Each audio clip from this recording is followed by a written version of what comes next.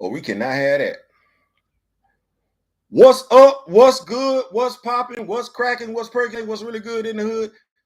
It is your man Theo Butler, and welcome to a beautiful, beautiful day in Florida. It's a beautiful day in Florida. Yeah, y'all come on in. Y'all can do what it do.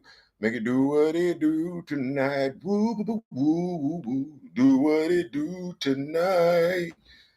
Yeah, yeah, yeah. Do what it do tonight. Woo, woo, woo, woo. Uncle Taki, what's going on? What's going on?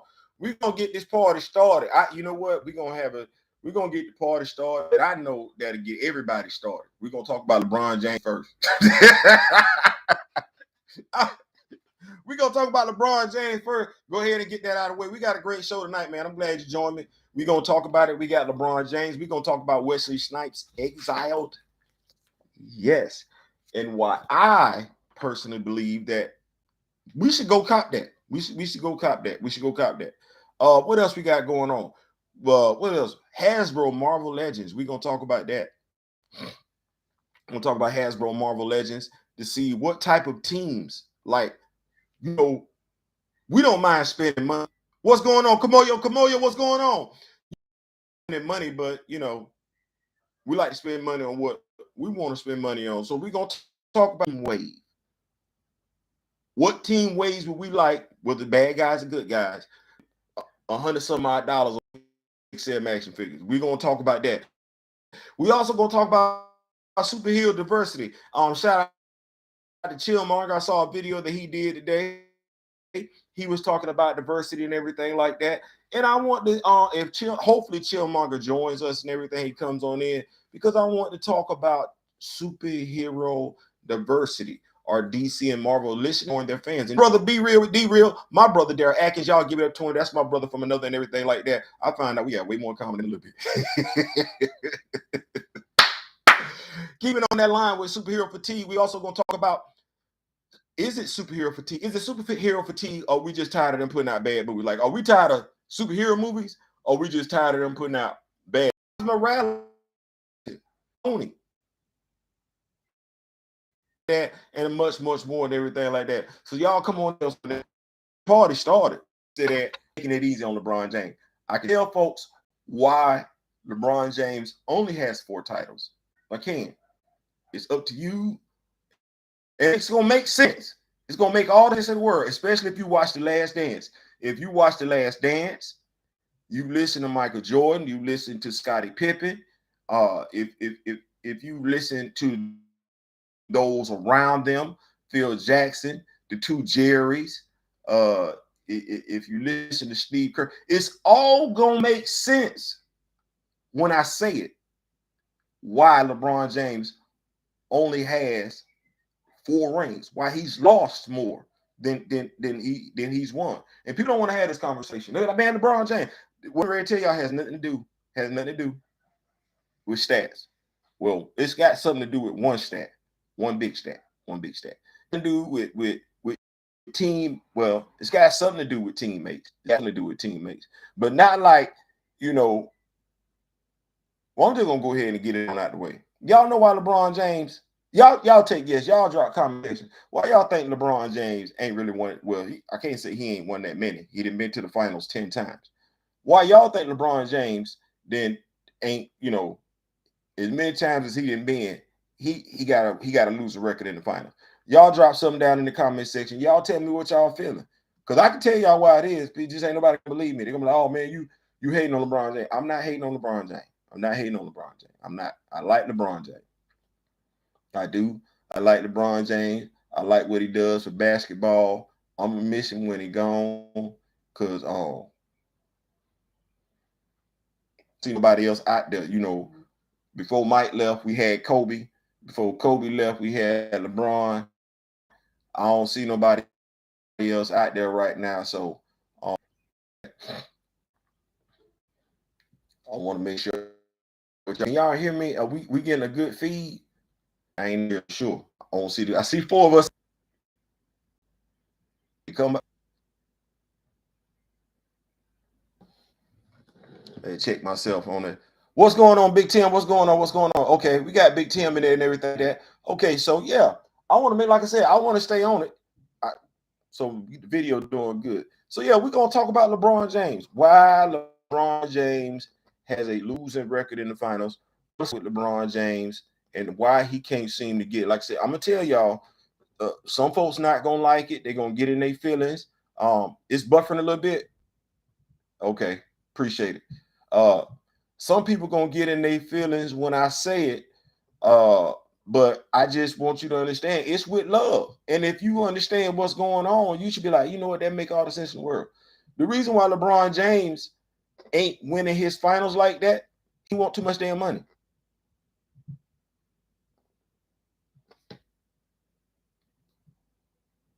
He want too much damn money. Y'all be like, Theo, no.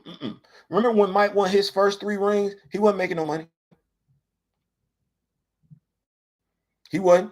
And what did we find out in the last dance? Scotty never made any money. Scotty ain't made no money till he went to Houston.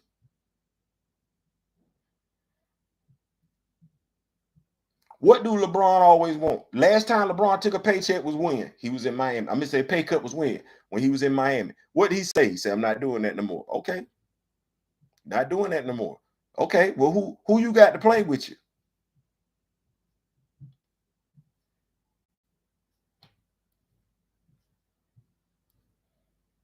It ain't but so much money to go around. You want all the change. Mike never had that. Mike only had, and they was only paying one person. Mike. They ain't pay nobody else. Nobody else got paid like that. Nobody else. Nobody else. What was Scotty mad about? What did Scotty say he was mad about? He was mad because Mike got all the money. Mike only got the money in that last contract. Mike made all his money off the court. Off the court. That leaves money to be spread around on the court. You're LeBron James. How the Golden State Warriors managed to get Kevin Durant, Steph Curry, Clay, and Draymond, but every time we turn around and we looking at LeBron James, he's struggling trying to get another person to come over there and play. How many cats we didn't seen? We be like, why did you be thinking, you be seeing yourself like, y'all don't want to play with LeBron? That should be easy. Like, y'all go ahead and get y'all a ring and everything like that. But you got cats going to play in Chicago, cats going to play in Denver, cats going to play with Phoenix, cats going over there with Brooklyn. Y'all be like, with it. They want that change. Well, bro, you can't. You got a super max. Now, here's the thing. He ain't got a max deal. He got a super max. Anthony Davis got a super max. And then you think about it, the good Lord have mercy. Anthony Davis got a super max. Anthony Davis ain't even there enough to have no damn super max. But he there. He there. That's what that is. That's what that is. You want to know why these cats ain't got as many rings as what Mike got? Because they want all the money. They want all the money. And if you got all the money, it's the same. It's no different than with the quarterback position in the NFL. You see these teams, they get the quarterback. Quarterback want all his money. Okay, well, who blocking for you? Who catching your passes? Who's stopping the other team? Because you want all the money. Who's stopping the other team from scoring? It's the reason why Russell Wilson's career went downhill after he got that big ass contract. Who else was going to get paid?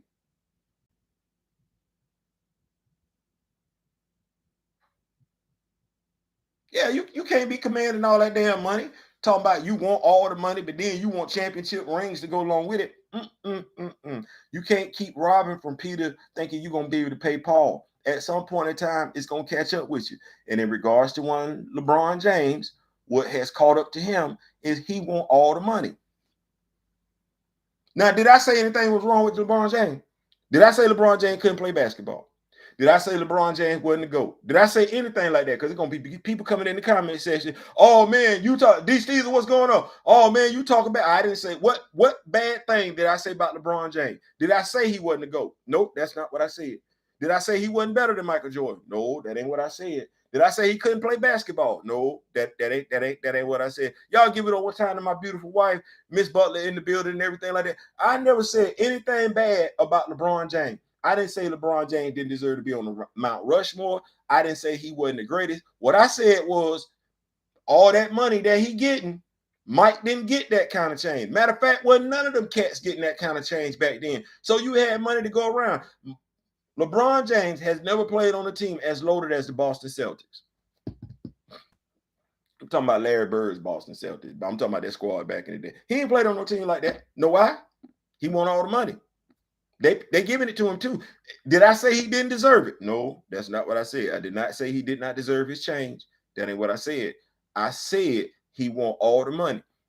LeBron James ain't never been on no team like the Los Angeles Lakers with Magic Johnson back in the day. Nope. He not the GOAT, and he damn sure not better than Mike. There I said what you been.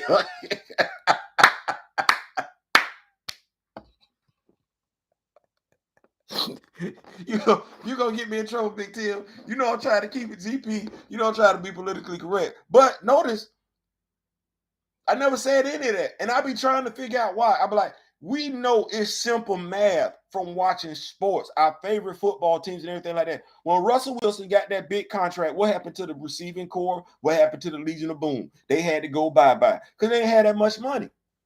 Low key, that's what Richard Sherman was pissed off about. Like, bro, you getting all this check? Yep. I need all my money. I need all my money. Okay, I'm not knocking.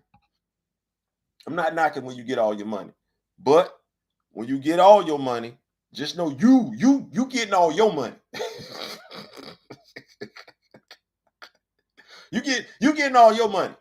Somebody else. So what have I said if nothing else? I don't believe throughout his career, and people have stated it. Remember when he played with the Cleveland Cavaliers? I want to say damn near every year he was in Cleveland, including the years when Kyrie and Kevin Love was there. He was struggling having to have additional teammates. After Kevin Love and Kyrie, what was we looking at? Nothing. So I don't think LeBron James, he's never had the teammates that Michael Jordan has had, that Larry Bird has had, that Magic Johnson has had, but it's a self-inflicted wound. It is. It is very much and he's not the only one that suffered that self-inflicted wound. He's just the most celebrated one because by and large, when it comes to that wound, it really don't stop him from getting to the finals, which speaks to his greatness. It doesn't stop him from getting to the finals like it does so many other great players and everything like that. It doesn't. He still gets there. But at the end of the day, that payment still come due told. What good is a player without his team? Share the wealth. I ain't saying, I'm just saying. So that's me. I don't know why people be trying to figure out what's going on and everything like that. Now think about this for a second. What if LeBron James had been surrounded by better teammates throughout his career in the NBA? I believe in my heart of hearts, we will be having a completely different conversation in regards to LeBron James. But that money, when you get most of the money. And then for this part too, Michael Jordan wasn't the GM. Michael Jordan was not the GM. He wasn't even looked at as the GM. If Michael Jordan is GM, how many times? Michael Jordan wasn't looked at as the coach. He wasn't. Phil Jackson was right there. How many times have we heard that LeBron James is running the team? Well, okay. I think we can all admit that Russell Westbrook was not the greatest free agent. I think this Laker team, when the GM did what he was going to do and didn't consult with anybody, I think they brought in a better roster. But as long as you were listening to he did want Russell Westbrook. He stayed on that struggle bus with the Cavs. That's why he dipped for Miami. He did. That bad changes people sometimes. It does. It does.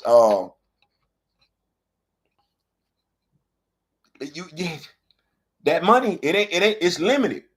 It's limited. It ain't growing on trees as much as we like to think. You mean teammates like Dwayne, Chris Bosh, Mario Chambers, Udonis Haslem, Ray Allen? I'm gonna take Mario Chalmers up out of that one. I like everything you dropped on there except Mario Chalmers. Because that used to be the thing that because honestly, I can sit back and say, by and large, LeBron James this year, outside of his time in Cleveland with Kyrie, this year might be one of the few years he's actually had a decent point guard. I don't know who he's had at the one other than Kyrie. And when I say that, I'm saying like, bro, how you a point guard and I can't count on you for 15 points a game? 15. That's not much. Y'all, Theo, no, 15. 15, 15, 15, 15. That's 8 shots. That's 2 shots a quarter. That's you can't get.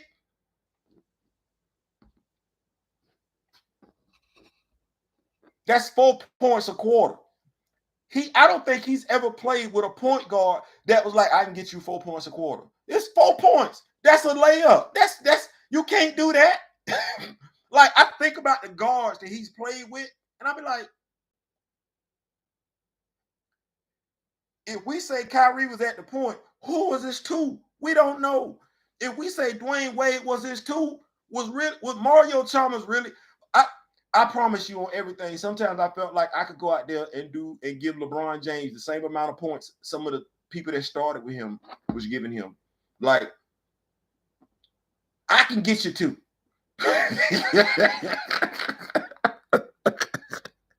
I can get you two. I can you came by to say, what up? Gotta go, but couldn't miss the whole show. Appreciate you, Byron. Appreciate you, Byron. I do give him props for coming back to Cleveland their first year. Yeah, listen, people hear me talk about LeBron James, and if you like Nick Wright, then you can't nobody say anything critical about LeBron James at all. I look at LeBron James in the first Cleveland team he took to the NBA Finals. I consider that a huge accomplishment because I've never seen Michael Jordan or anybody else for that matter go to a finals with just them. LeBron James literally took himself, me, and the rest of the Rock With Me Nation to the finals with. And that wasn't the only time he did that. Remember when he beat the Celtics? Remember when he beat the Celtics? I remember when he beat the Celtics, he was going off and everything like that. That was with, you got the fellas that play with the Celtics now. He went off against the Celtics and he was exhausted after the game, after the conference finals, and he laid out on the floor. And then here come J.R. Smith grabbing the trophy.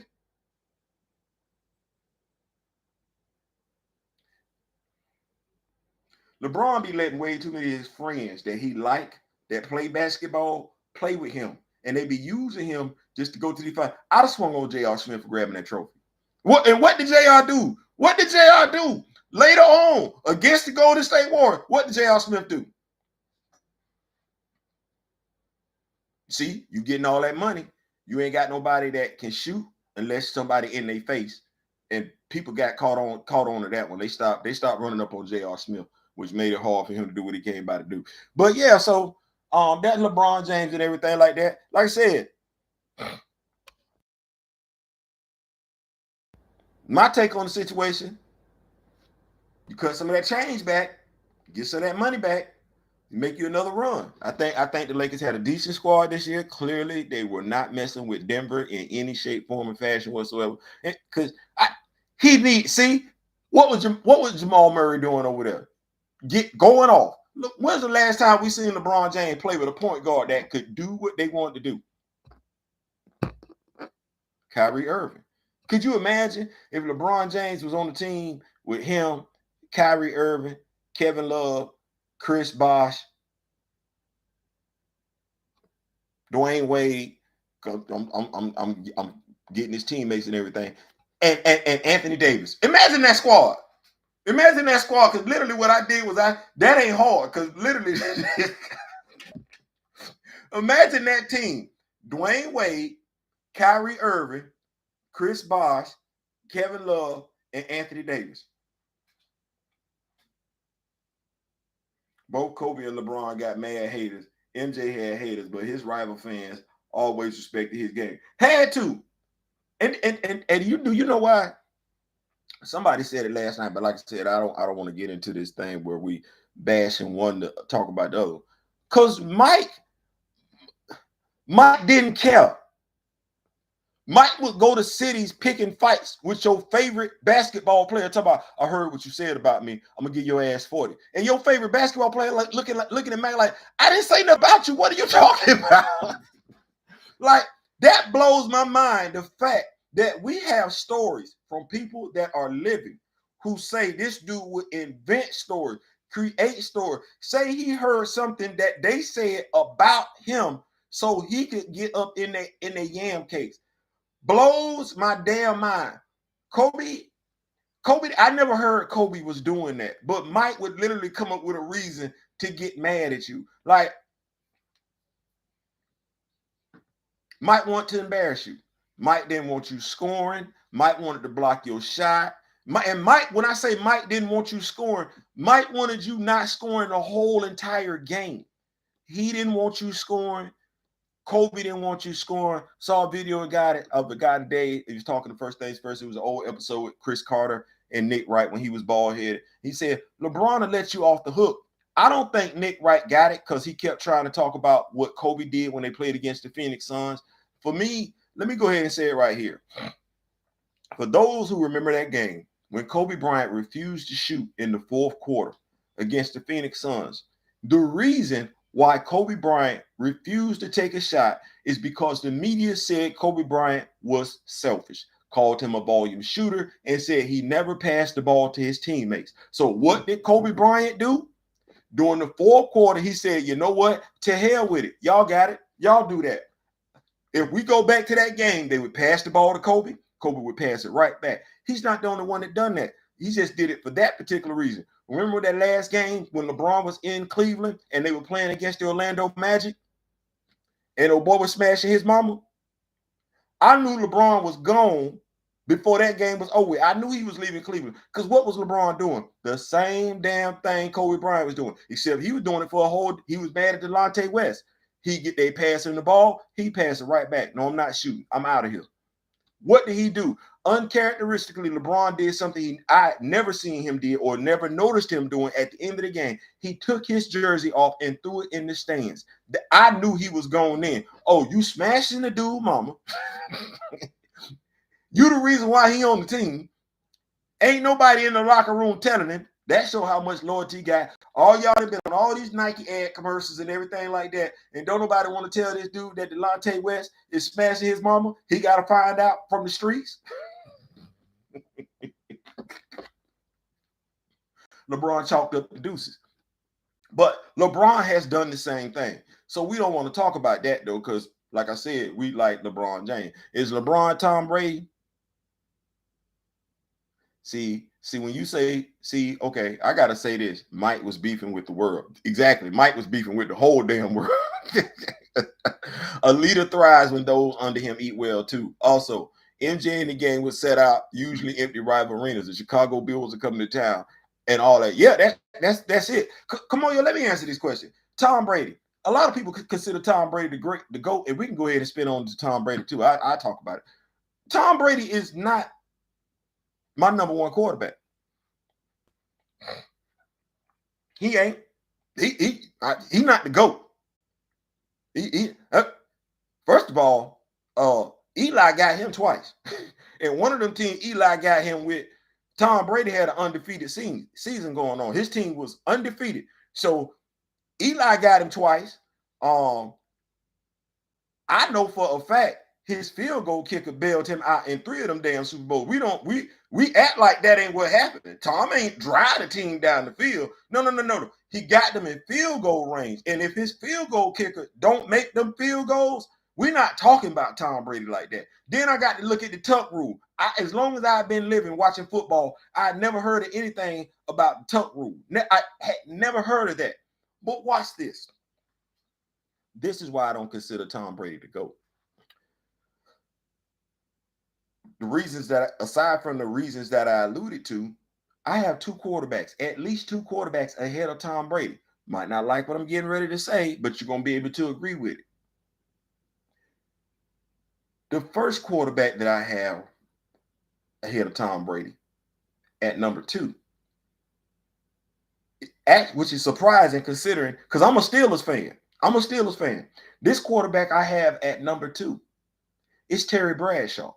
Now y'all gonna be like, Theo, Terry Bradshaw. Terry Bradshaw.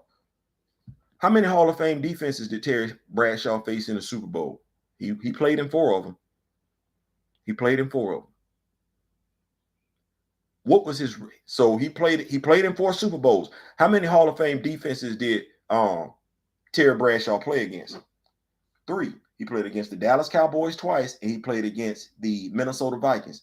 Those defensive units are all in the Hall of Fame. They are.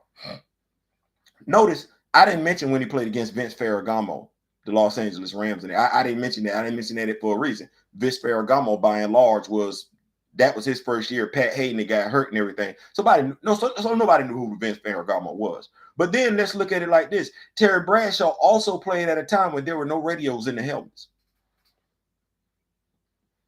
Y'all need me to say that one more time? Oh, you meant the level of selfishness? See, I don't remember when Tom Brady went. See, I gotta be fair. When Tom went to Tampa Bay, he wasn't getting paid that kind of bread. He'd have actually got more money had he stayed in New England. He went to Tampa Bay, and Tampa Bay had change to throw around. They did.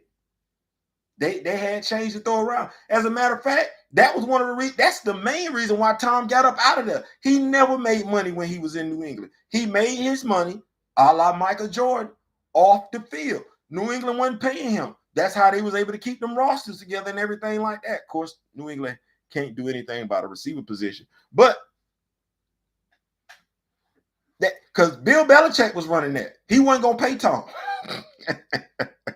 Bradshaw was a machine. Yes. And then watch this. No radios in the helmet, 4-0 in the Super Bowl. You know what that means? That means Terry Bradshaw had to learn the playbook, memorize it, walk out there on the field, use those plays, and be able to change that plays based off of memory alone. That's not easy. That's not easy to do. Now, the second quarterback, I grew up with Walter Payton doing the Super Bowl shuffle. That cemented my fandom. Man, listen, we are the Bears shuffling crew, shuffling on down, doing it for you. We're not here to cause no trouble. We just came here to do the Super Bowl shuffle. You know, I actually bought that. I went to the record store. I went to the record store and bought it, the vinyl. You know what I'm talking about. I bought that, the thing with the hole in the middle. I did that. I bought that. Listen, I love the damn Super Bowl shuffle. Still don't know why we did not get a ball to Walter Payton in the Super Bowl. Dude said he didn't know it meant that much to him. I do not know what the hell he was thinking about.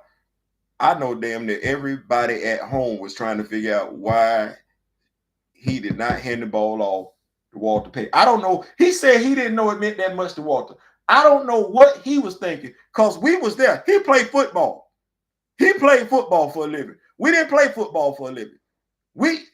Mike Dick played football. We didn't play well, not in the NFL. He played in the NFL. He know what scoring touchdowns mean. He know what scoring touchdowns in championship games mean. I don't know how he did not know that it meant something for Walter Payton to score a touchdown. I don't know what he was thinking. I have no idea. Anyway, we'd be able to listen. That was a damn thing. But now the second quarterback that I got, yes, the steel curtain. The second quarterback that I got, which is actually the top quarterback, the number one quarterback that I have, I got, like I said, Tom Brady is not number 1 nor 2. It's Joe Montana. It's Joe Montana. Undefeated in the Super Bowl, right? Right. See, me, I don't like losing. Undefeated in the Super Bowl, and in 2 of those games, he led his team to come from behind touchdowns in the last 2 minutes of the game. No. I don't need no field goal kick. I got this. The fact that he was able to look at his offense, they playing against the Cincinnati Bengals, and he said, "Hey, fellas, ain't that John Candy?" The fact that he could say that in the huddle, they're losing. It is under 2 minutes to go in the game, and he's able to do that. And it's Joe Montana, Joe Montana, whatever y'all want to call him. That's it. It's Joe Montana. It's Terry Bradshaw. Feel free to have a healthy discussion amongst yourselves and with your friends in regard to who come three after that. But to me, it's Joe Montana, Terry Bradshaw, Tom Brady. You done got bailed out way too many times by a field goal kicker. Eli Manning got you twice. And one of the times you undefeated. I know the Miami Dolphins was jumping up and down in their seats for joy when Eli took you down. No, sir. Spygate, Deflategate, the tuck rule. Way too many things. Methodical when Joe got hot on that football field. Yes, sir. Warren Moon is underrated. He doesn't get half the respect Marino did. No, he doesn't. No, he doesn't. I think we all know why. I think we all know why those quarterbacks during those time frames that looked like Warren Moon did get the respect. I think had Warren Moon spent the majority of his professional career in the NFL, it would have been different. But for him to be where he was, starting for the Washington State and not Washington State, but the Washington Huskies, and not get any love from the NFL is baffling to me. But no, it's not. It's not baffling. No, I was that was dumb. Him not getting no love from the NFL back then is just as baffling to me as why coaches of color have a hard time getting jobs in the NFL as head coaches. I ain't saying, I'm just saying. Both didn't win a Super Bowl, but still. No, they didn't. No, they didn't. No, they didn't. And I think to me, Warren Moon had something that Dan Marino didn't have. Mobility. Because Warren would get up out of Dodge if he had to. Joe cool all day. Joe was Captain America in game. He could do this all day long. Warren Moon is underrated, methodical with Joe. So we're gonna keep the party rolling and everything like that. What I wanted to talk to y'all about, I wanted to get with y'all because I've actually got my 4th issue of Exile. I got to get it out.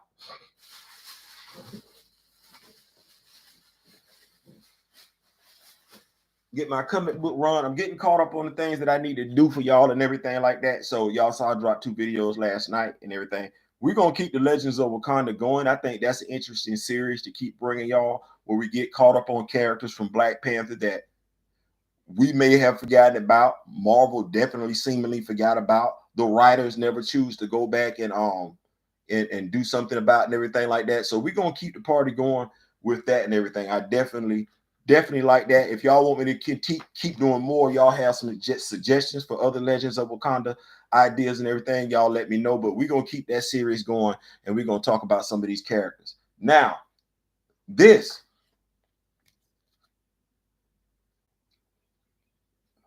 Exile. As y'all can see right here, I have issues 2 and 3. Got issue number 4. I'm gonna tell y'all something. If you're struggling to find something to read in the comic book store and everything like that, go get Exile. Go get Exile. Wesley Snipes is doing his thing. If I had something to say compared what this type of story is, somebody said it's Blade Runner meets John Wick or something like that. That's what somebody said. What I can tell you as a science fiction story, it's a black sci-fi. It is a black science fiction comic book. That's what it is. It's about a black detective who's trying to find a serial killer. And I can't lie, the story is good. The artwork is good. Look at my dog. Don't that look like Wesley Snipes from Demolition with that haircut? Wesley Snipes from Blade. You got to go check that out. It is a great read. I don't know how I came about it now, to be honest with you, but I've got that in my bin. You won't be disappointed about the read. Like I said, it's a science fiction, black science fiction, takes place in the futuristic sci-fi. What do we call futuristic black sci-fi? Futurism, black Afroism. But we got this. We got aliens on Earth. We got people with their backbones being ripped out. You know do you know the Predator? You remember the movie, the Predator? Yeah, that we got that going on. Blade Runner changed the game cinematically using light and shadow after it dropped. Afro punk, yes, Afro punk. That was the word I was looking for. Thank you so much, Akataki. I appreciate that. So I'm not gonna say Afro punk because it's not really Afro punk, but we do have a black police officer, science fiction, in the future, chasing a serial killer. There's more to the story than meets the eye. There's actually an agency that's out there that he didn't know anything about. He's got two backbones himself. Yeah, these characters got two backbones and they getting them ripped out like it reads like a comic book. But okay, now I know we don't do this. We ain't did this in a minute. Y'all remember back in the day when we used to go to the store and like to buy books? You know, thick book, no pictures, just words. Y'all remember them books? Y'all know we because we don't need pictures to tell the story. Y'all remember them books right now? What's a good book, a good science fiction novel that you've read? Give me a good science fiction novel. Yeah, books. Yeah, but you know when it's about like that, you know what I'm saying? The pages turn yellow and everything, no pictures and everything like that. What's the last great book, science fiction book? Good, I'm great. That might be taking it too far. The last good science fiction book that you bought, that you read, a good book, a good book. Here we go. I go. What was the name of the movie? Dadgummit. Shoot. The movie about Orson Welles and everything like that. Not Battle of the Planets. Dadgummit. The movie with the aliens with the tripods and everything like that. That was on. That was a good book. I read that book. I read that book. It was a good book. It was a book. War of the Worlds. Thank you. War of the World. War of the World was a good book. I read War of the Worlds. I ain't just see it because I've actually seen it twice. The one with Orson Welles was in it, and then the one with Tom Cruise. But I read the book. Thank you, Gray. Appreciate that. War of the Worlds was a good book. This reads like a book. Like it's easy reading. The reading makes sense. It flows. You know how sometimes you can read a book where they want to like do some cop stuff. You be like, man, I'm supposed to be reading a superhero book. This is just killing the story. No. The pacing of the book is on point. You get the right amount of action. You get the right amount of suspense. You get the right amount of dialogue, and you get it when you're supposed to get it. This is issue one.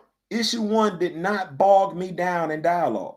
You know how sometimes you get an origin issue, brand new character. They want to tell you everything about the character as opposed to letting the character just play out in front of you. They let the character play out in front of you because honestly, Buddy don't talk too much. Buddy don't talk too much. Detective Niles Roach is what his name is. Why his nickname got to be Roach? Anyway, Detective Niles Washington, nicknamed Roach, pursues a serial killer 5,000 years in the makings. That's the premise behind the story. It's a whodunit. Is that crowdfunded? No, sir. This is showing up in the comic book stores and everything like that. Like I said, I went to the comic book store the other day. They had issue 4 sitting up there and everything like that. So it's not crowdfunded. Wesley Snipes is definitely doing his thing with this. I would say if you like a nice read and you're tired of being disappointed or you're just tired of reading the same thing over and over and over again and everything like that, go get this. It's not, like I said, it's not crowdfunded. It's at your local comic book store. You're not going to be disappointed. You're not going to be disappointed at all. I'm thoroughly enjoying it. That's what I'm saying to you. Unlike this, I'm not enjoying this. I'm reading it. But I'm not enjoying it. Also, on your things to do list, if y'all have not got it, y'all make sure y'all go get this. I would say if you're a Black Panther fan, 2 books you want to be reading. You want to be reading Evie Owens' Black Panther to see what's going on in Wakanda, and you want to have this Avengers series to see how it plays out with him being on the team, because he's not just in Wakanda anymore, and they touch on the fact that he's no longer king. So y'all make sure y'all go get both of those. I'm waiting on my homeboy because we're supposed to be doing reviews. The last book I read or listened to was Star Wars Thrawn. Dadgum. You went Star Wars Thrawn. Jesus. Jesus, you ain't read in a minute. Goodness gracious. Okay, okay, all right. Um, but yeah, I'm waiting on my homeboy. We supposed to be doing a book review of this and everything like that.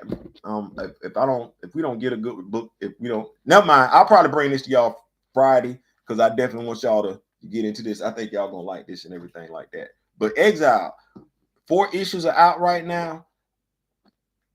I would say go cop that. That's what I would say. Go cop that. What are we looking at? We're gonna keep the party rolling and everything like that. I think y'all like this. My action figure fans and everything like that. Has T'Challa hinted at Steve catching that fade yet? T'Challa, somebody got to make that happen, but Steve in this book is Sam. So the question is, has T'Challa mentioned putting hands back on Sam? I think they're gonna have to throw hands at some point in time. They're gonna have to get that right. They're gonna have to get that right because it got wrong. Unless somebody can tell me something different, how Sam was putting hands on T'Challa in the first place, and that's something else. Keeping the character true to who the character is.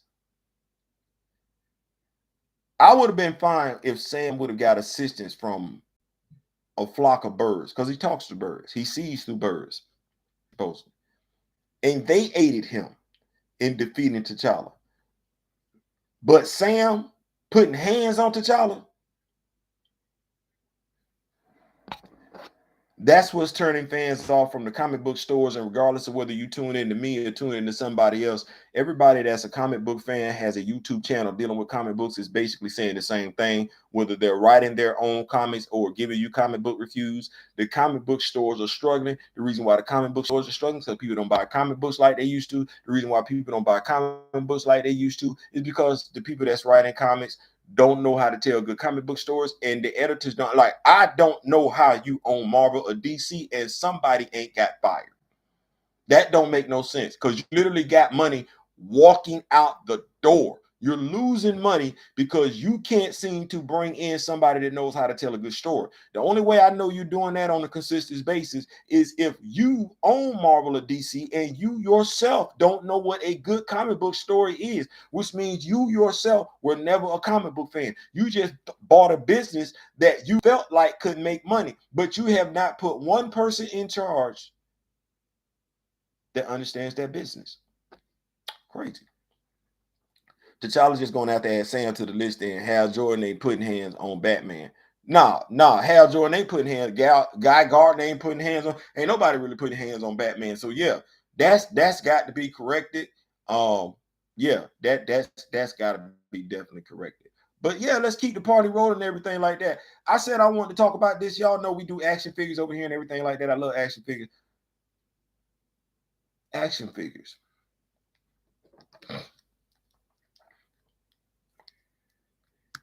What's going on, Grand Madam? What's going on? What action figure? You know what? And I like this because Grand Madam is here. I think this, and because the action figure market by and large is male driven, right? So I love the fact that Grand Madam is here for the question I'm getting ready to ask. What wave, team wave, what wave of action figures, as far as a team goes, whether it's bad guys or good guys, would you go in your pocket for? When I say a wave is at least what, 7, 8 action figures.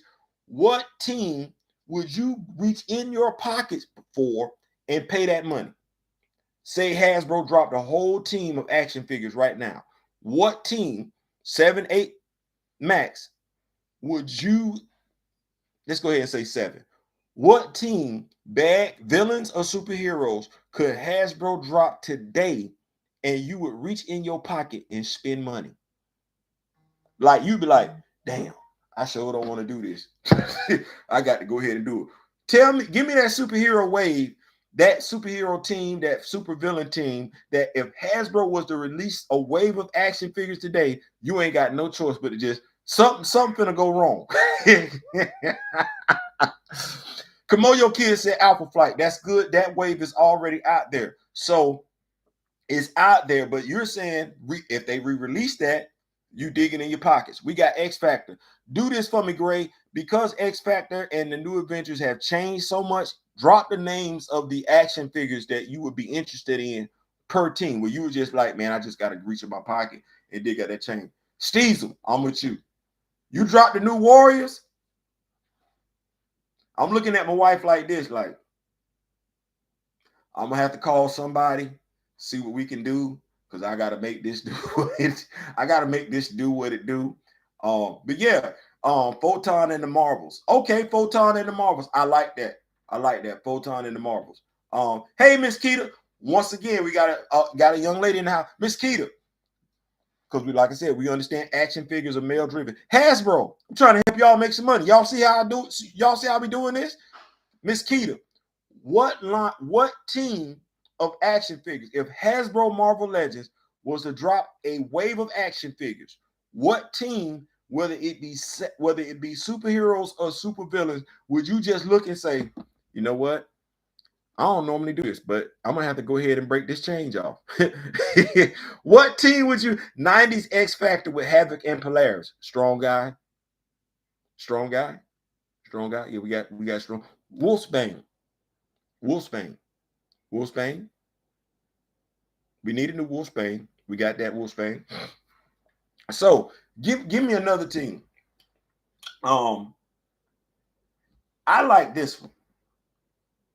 The Defenders. I know. Shout out to my man Aaron, the Big Word Brinkley. He has Bible study tonight and everything like that. Shout out to him and everything like that. But yeah, I would like the Defenders. What we're talking about: Damian Hellstrom, Hellcat, Nighthawk, Hulk, Multiple Man, Quicksilver, Random, etc. How about I throw this out to y'all? And I know Marvel can't do it because Mattel actually owns the IP, if I'm not mistaken. But you know what? I always wanted to see this as a series of action figures. I really, really did. The Galadorians, the Space Knights. I've always wanted to see the Space Knights, and they can't do it. They can't do it. They can't do it because Marvel does not own the rights to Rom. But I had that action figure back in the day. I would love to see, you said deep cut. I would love to see a action figure wave with the Space Knights.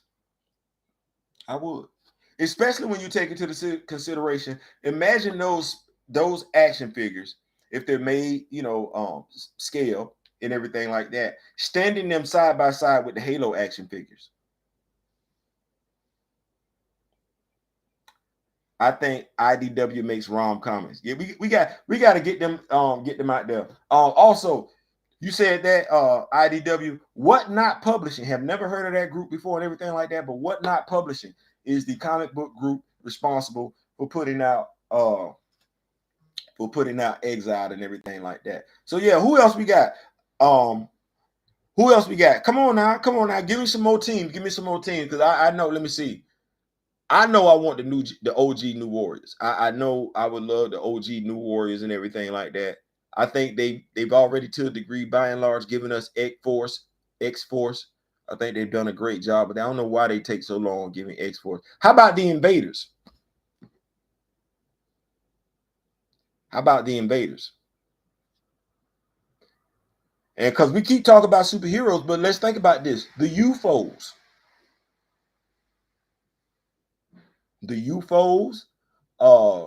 the Masters of Evil, uh, the Frightful Four. We can get that as a 4-pack.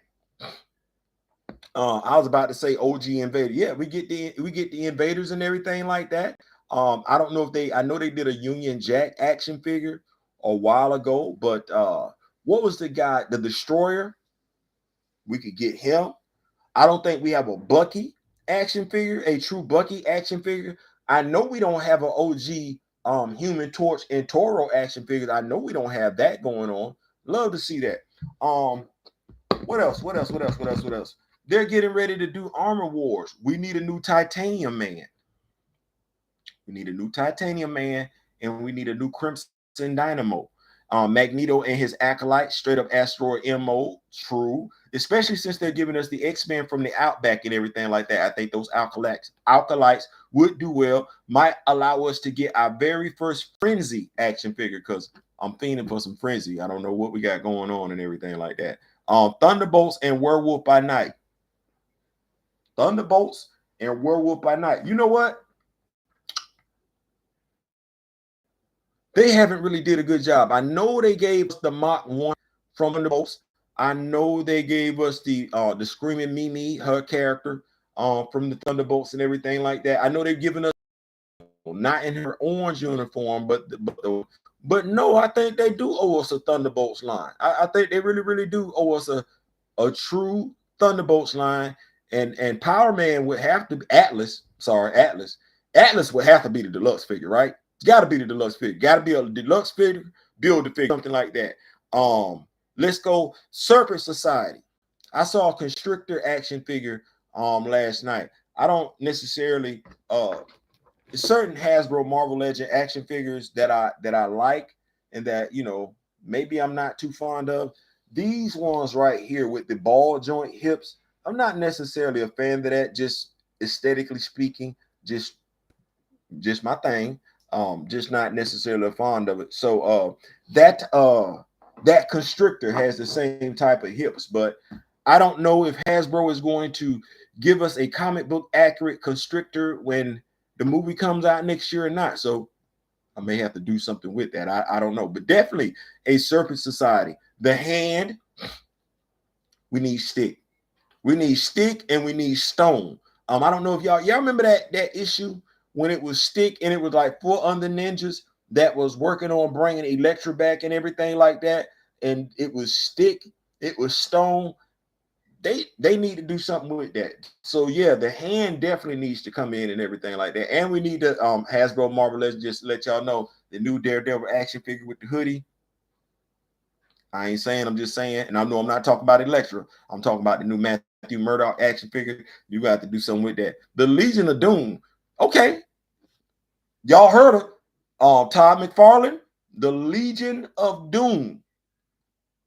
She say the Legion of Doom. Miss Keita say if you drop the Legion of Doom, she ain't gonna want to, but she willing. She gonna feel compelled to go in that pocket and pull out that change. So y'all might want to tune into videos like this when fans are telling you what they want to spend money on, because we're fans.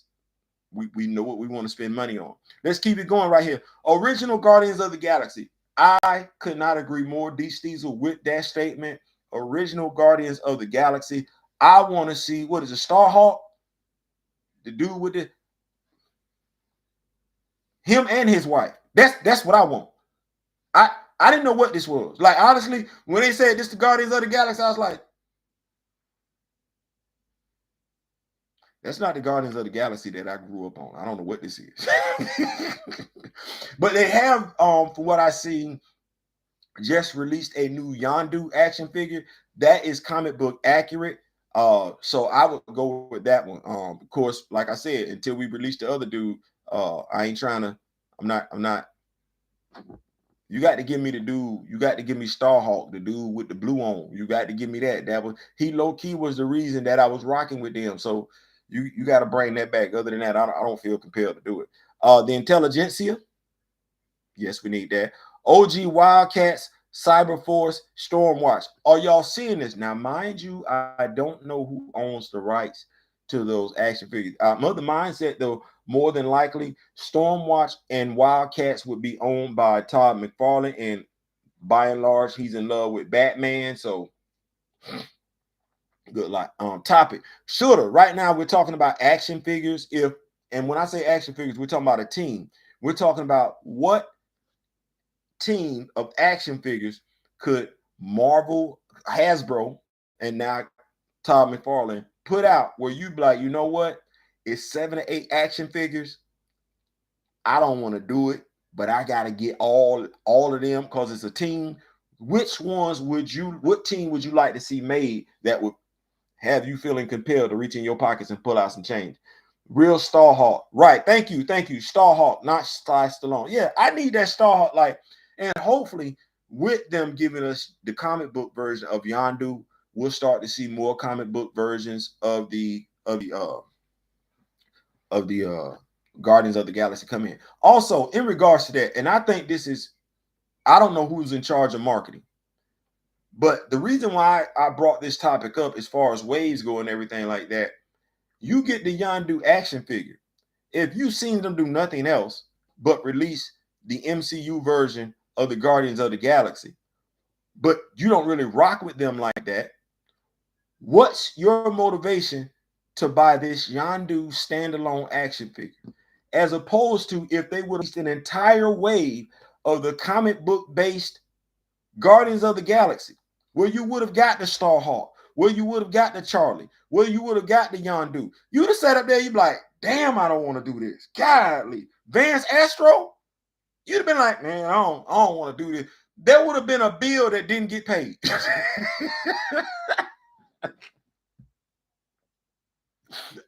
To me, it's simple. Right now, we talked about the new Warriors. I think, Steve, you dropped it in there. If they dropped the new Warriors wave and you got Night Thrasher, they gave you Rage, they gave you Silhouette, they gave you Nova, they in his red costume, they gave you Speedball, they gave you Namorita, you'll be sitting there like, God, Lee, I don't want to do that. Damn, y'all just gonna get all my money, huh? Damn. You looking at your significant other, y'all having conversations like, listen, hey.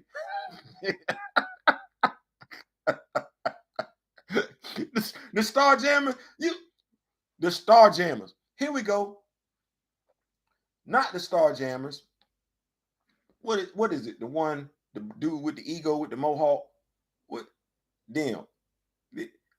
Why we ain't got a whole damn team of them yet? Like, dude, can you imagine? Folks, you just gonna put the whole team out, dude? Damn, I ain't want to do this. Because you know what I'm thinking is, why would I get Yondu and he just be there by himself? Yondu is not a solo superhero. Yondu belongs to a team. Don't forget Marvel Boy now, Justice. Yes. And honestly, low key, I'm in my feelings about that one because I don't know why we ain't got a Justice action figure. I don't know why. I meant X-Force, my bad. Cyclops, Wolverine, X-23, Caliban, Warpath, Wolfsbane, Hepzibah. Yes. The Komodo Kid. Yeah. So yeah, that's my thing. I'm like, Hasbro. You know what? Bump it. Not just Hasbro. Here we go. Todd McFarlane. Can I holler at you for a second? Because you know who we ain't mentioned? The Legion of Superheroes. How much money could Todd McFarlane be making if he just dropped the Legion of Superheroes? And that being a group as big as it is, you're not going to miss no change with that one. All you got to do is just drop the wave. Matter of fact, just put the wave up on your website, Todd McFarlane, and just had a whole damn wave available for pre-order.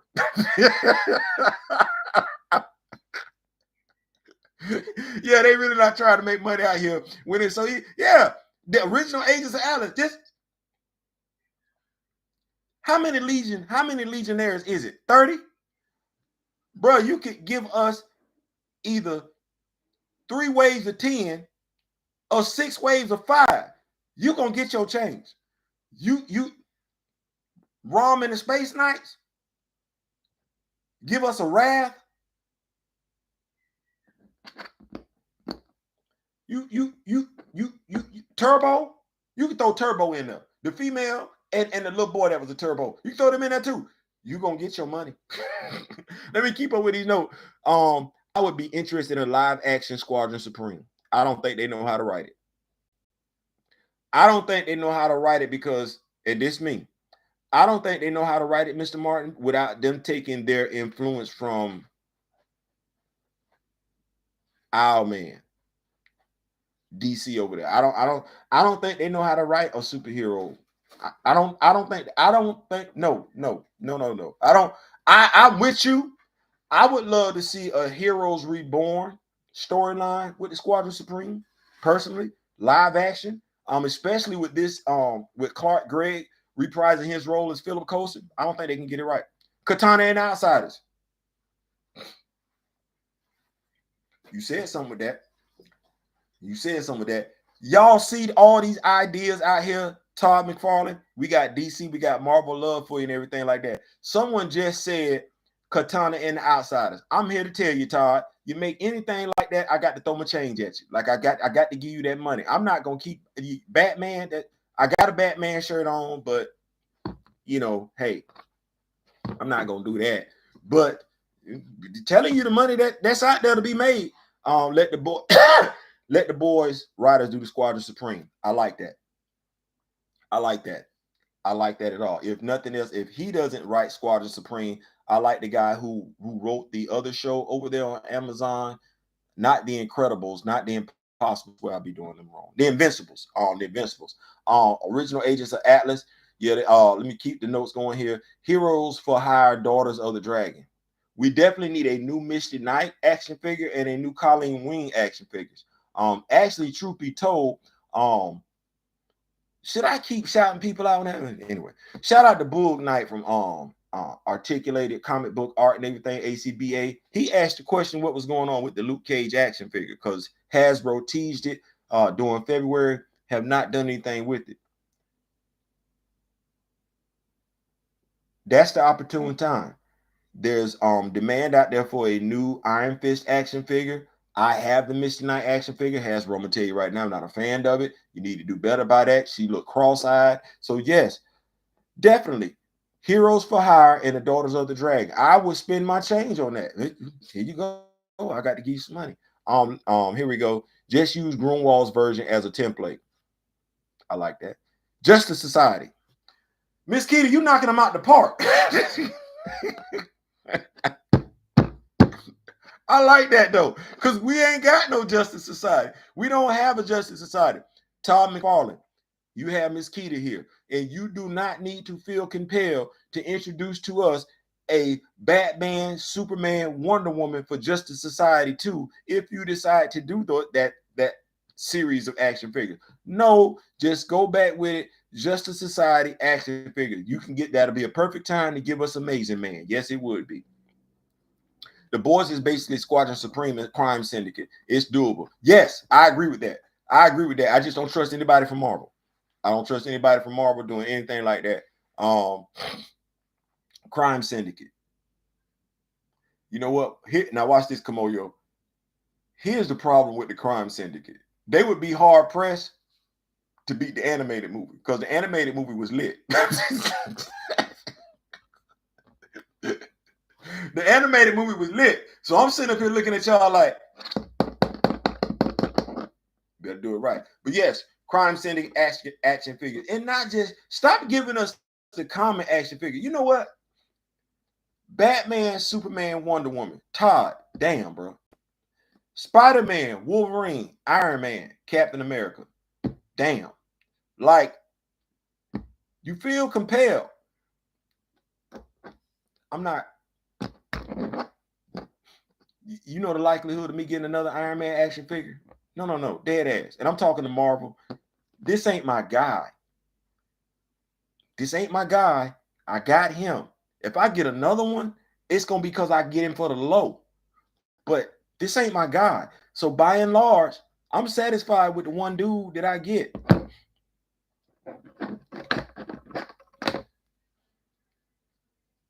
This ain't my hero. This ain't my hero. It's not. By and large, I'm satisfied with the one that I got. If you gonna re-release her, you gotta re-release her with the same things you gave this one. If not, what's my motivation for spending money?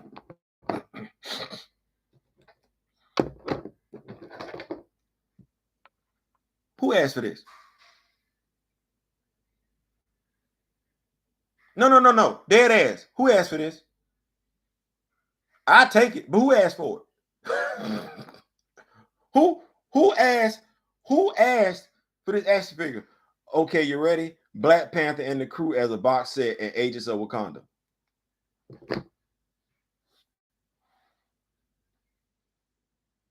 You know what's sad about that?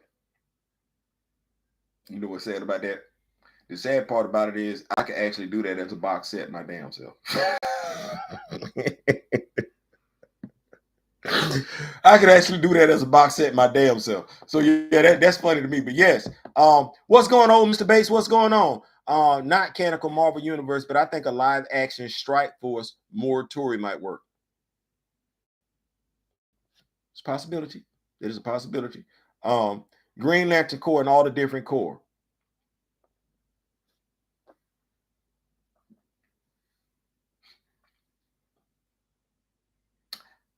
How about you ready? How about this one? I like this right here. Give me 5 from each corps. Give me 5 from each corps, except for the orange lanterns, because we know it ain't nobody but Lar Fleas. Give me that. Give me the lantern ring to go along with it, and a mini lantern. Todd, you got yourself some money.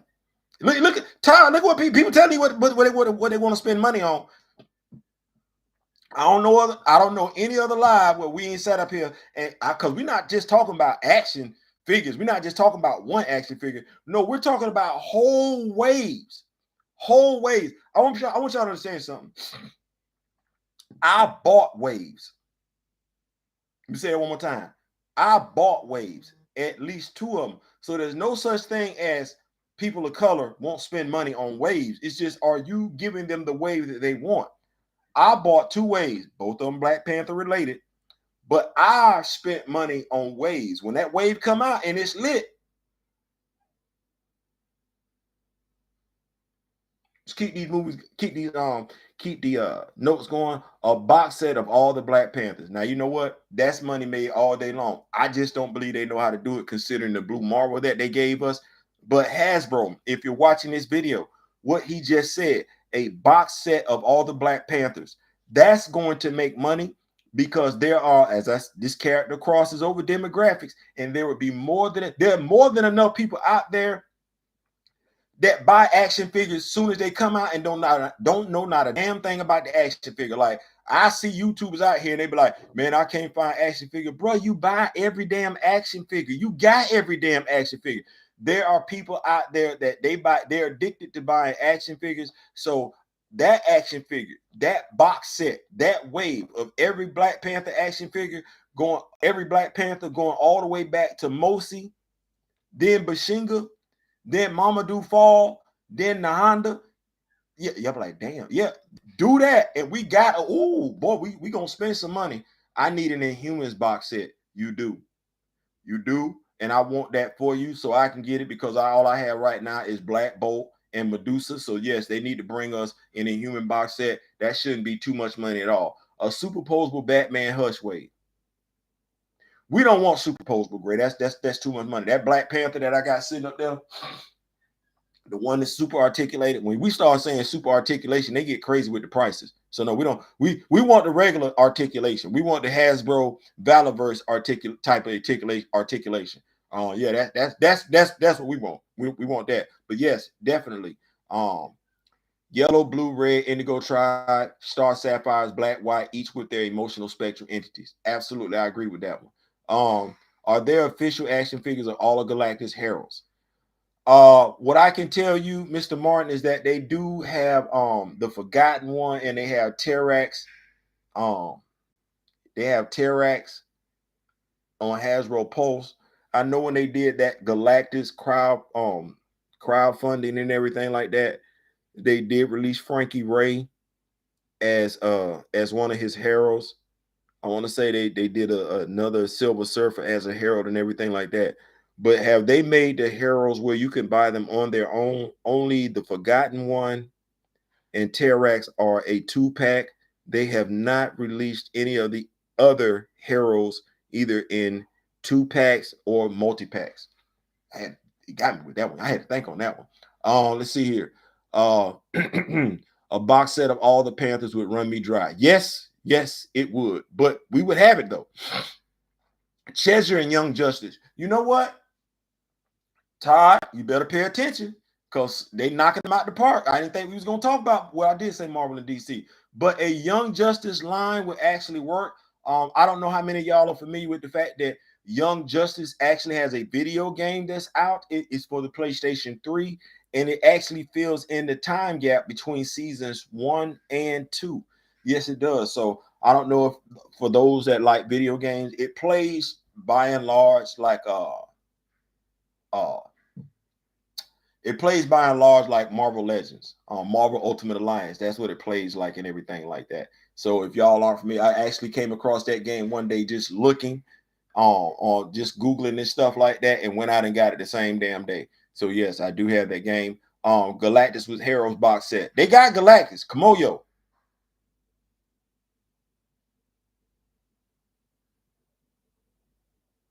That was a builder fun. That they got Galactus. I really want to say Galactus is like 24 inches tall, but they got Galactus. That was a pretty. You can get Galactus too, $4.99.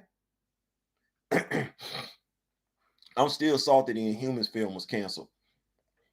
If they were gonna do the Inhumans film like they did the Eternals film, I'm glad they canceled it. That's what I will say about that, because I think the humans, like the Eternals, deserve better than what they got. Oh, let's see here. Let's see. Chelsea Young Justice, Galactus. Making sure I'm keeping up with the notes and everything like that. I appreciate y'all for rocking with me. Y'all make sure y'all hit that like button and everything like that. Make sure we staying on top of things. Galactus with Heroes box set. Okay, let me see here. No Fire Lord. Yes, they do have a Fire Lord. Great question, Mr. Martin. They do have a Fire Lord action figure. It's not a bad action figure. I think it's on that it's not on the Vulcan build. I think it's on the Cap Bucky build. They do have a Fire Lord action figure by himself. So you can buy him by himself. Yes, sir. The Shi'ar as a wave.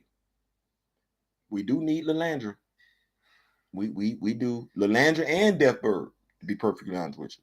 And we could get Charles's daughter. We could get that, and that would be nice. That I don't think they realize how important it is to flesh out characters from other IPs. The only IPs we seem to want to flesh out is Peter Parker's. Good God Almighty Jesus, I don't need no more Peter Parker. Superman, Batman, Apocalypse Wave with Diana, Barda, the Furies, Darkseid, Granny Goodness, Supergirl, and Lila.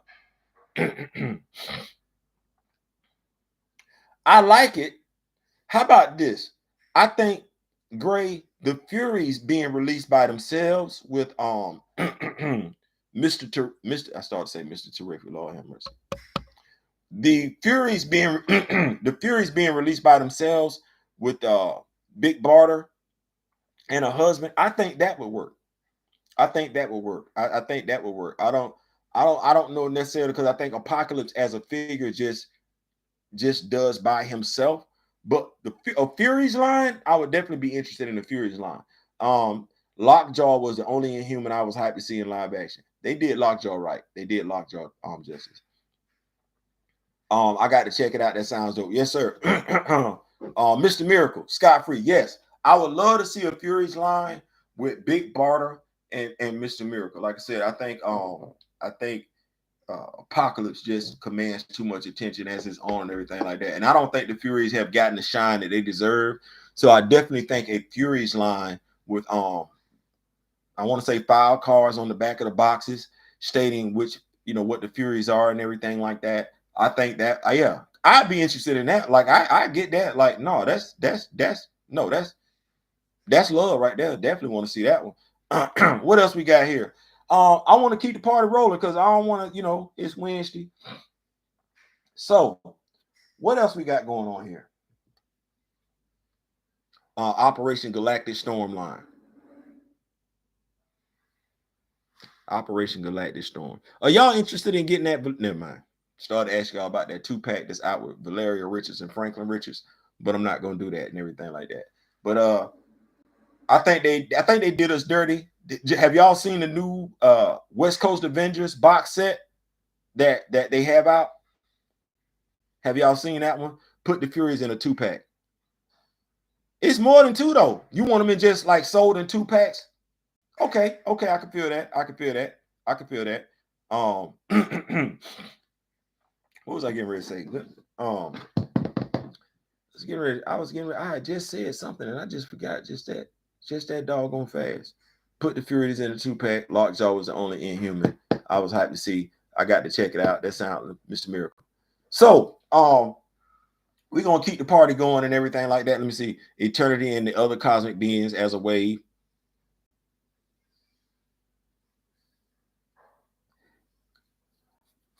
Truth be told,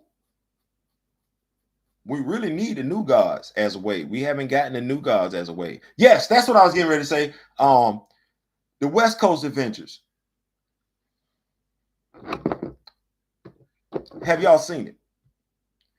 Now, first of all, just as a West Coast Adventures, someone who read the comics back in the day and everything like that, it's something to be said about paint apps. And I get it. No, I don't get it. Let me not even tell that lie. Attention to detail, small attention to detail. The Centurion armor that Iron Man has, that shouldn't be white. Shouldn't be pearly white. It should be silver. Mockingbird sleeves, why they not flared out? Like, this is the thing that I'm looking at when you're Hasbro. Who's over quality control? Because these were easy fixes. Who looked at this Iron Man armor? The comic books, the ability to research the information is right there. And everybody who has looked at that West Coast Avengers line is saying the same damn thing. It's supposed to be silver. It's not supposed to be pearly white. Where's Hank Pym's lab jacket? You can get a beast a whole ass lab jacket. Where's Hank Pym's? Yes, the Silver Centurion suit. Yes, it's red and pearly white. But on the older figure, it's red and silver. Why did you re-release it in red and pearly white? Pearly white is not the right color. Mockingbird, her sleeves don't flare out. This was a prime opportunity for you to show the people that you're capable of doing something. You gave us Strife with 6 arms. You gave us a Watcher, Build-A-Figure with flared sleeves. You couldn't do Mockingbird with flared sleeves, flared enough for her to stick her bow staffs up in them? Hasbro. If there's a Jack of Hearts action figure, I know there's not. Stop there right there. There is no Jack of Hearts action figure, and that would be a nice action figure. I wonder if he is in his original, more detailed suit or the simpler one he had in Lim Silver. I would want him in a more detailed one. I would, but there is no Jack of Hearts action figure. That would be a nice action figure. I'm going to cop that 2006, 2011 GL Course Omnibus. Listen, if I'm I have been blessed that this I have stuff that I've had over time and stuff that I've lost over time. But I have the entire Blackest Night comic book series, each individual comic book. I have each one, and it has traveled with me wherever I've been. And it's within reaching distance. It's within reaching distance. So that was a great story. The Blackest Night storyline was a great one. Let's see here. I love West Coast Avengers because Hawkeye was like, screw y'all, I'm forming my own team. He did the same thing with the Thunderbolts. He did. Now, I pre-ordered the Hawkeye with the Sky Cycle and everything. I think he would make a great addition to that particular West Coast Avengers team. It's just one of those things where you would like to see if somebody was going to do it, they was going to do it right. It's one of those things where you look at Hasbro and like, clearly this was just about the money. This was not something where you cared. You can tell when somebody cares about what they're doing. You didn't too particularly care. You just wanted to make some money. Nah, man, come on, man. Come on. Fella. Come on. So, I was watching Chillmonger today, and he was talking about superhero diversity. So I wanted to ask this question here. Are DC and Marvel listening or ignoring fans? I think by and large, I think we probably going to come to a consensus here as to whether or not they're listening or ignoring fans.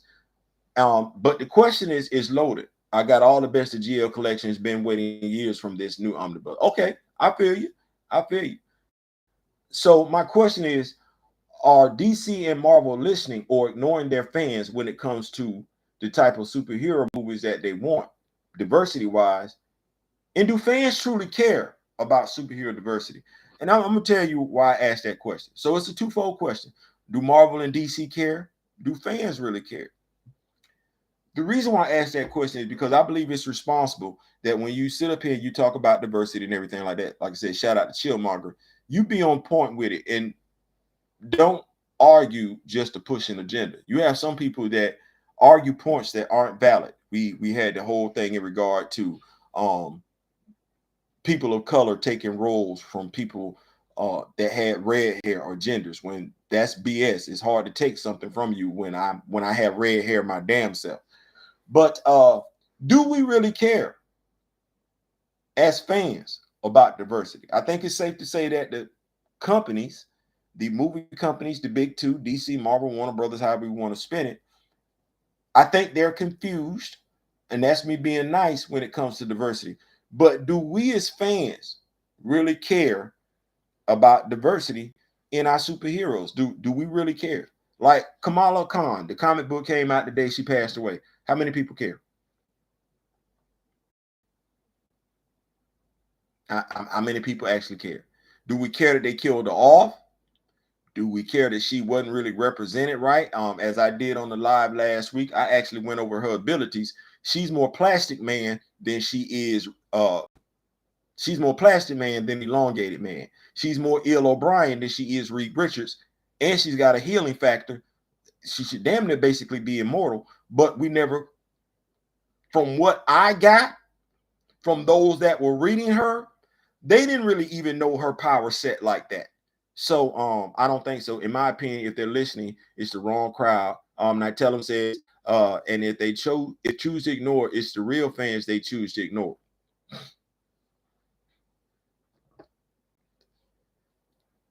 They described her powers as embiggening. That's not a fair statement.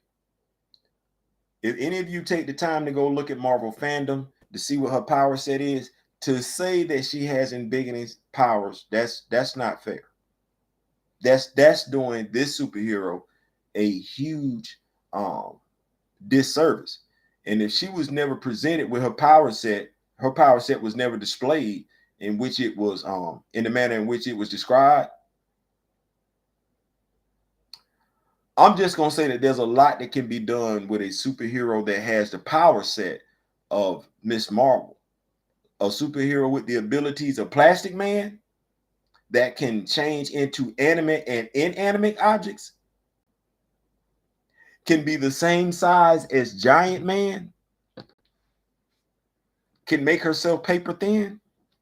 I don't think we gave her, I don't think we did what we could have done by her. She's a powerhouse on any team she lines up on. As someone alluded to, I think it was either D Steezer or Kamoyo said last week that the one person Batman is scared of is Ill O'Brien. I get that. So what are we thinking? They're not listening. I know Nitelum said they're not listening and everything like that. Is that what we're thinking? They aren't listening to the fans. Why not? If you like making money, we just went over superhero action figures and everything like that. If you like making money, you got these message boards and everything like that. It's almost of, watch this. Is it safe to say that in this era, social media, where it should be easier to have your ears to the ground to hear what fans want, am I wrong in saying, am I misspeaking if I state that before social media, the comic book companies were more in tune with their fan base?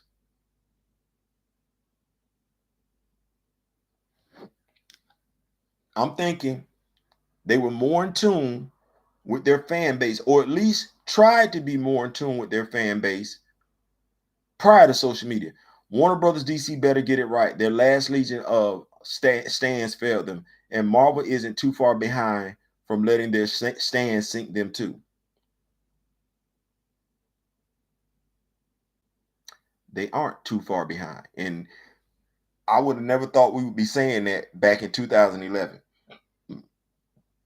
that Marvel is not that far behind, but it is looking increasingly like they have lost their way. And the sad part about it is, in them losing their way, it don't look like they know how to find their way back.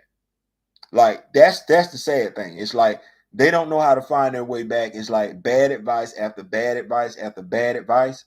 And the only thing I can say to you, the people that work at Marvel, the truest example of stupidity is doing the same thing over and over again, thinking it's going to change. It's not. You got to do something different. And what you were doing different before is you were listening to movie writers, producers, executives who were diehard comic book fans, and they were only trying to tell the comic book story. What y'all have gotten used to now is you want to tell your own story, you want to tell somebody else's story. Tell the comic book story. Can't go wrong. They have employees to research this stuff. They know what the fans really want. They dadgum sure ain't listening to them. You give the masses the scarcity of diversity. This way, people accept the crumbs given to them. I believe that. I believe that. I when I look at the Eternals movie, what was it for? What type of diversity is it if all it did was make its way to the movies? None of those characters changed in the comics. None of those characters on the big screen took part in Avengers versus X-Men versus Eternals. They didn't. None of them did. This Supergirl that's getting ready to show up in the Flash, we're not going to see her no more. We're not. So what is it when it comes to diversity? That's kind of hard to do when you got your own head stuck up your... Exactly. So what are we talking about? What do we want?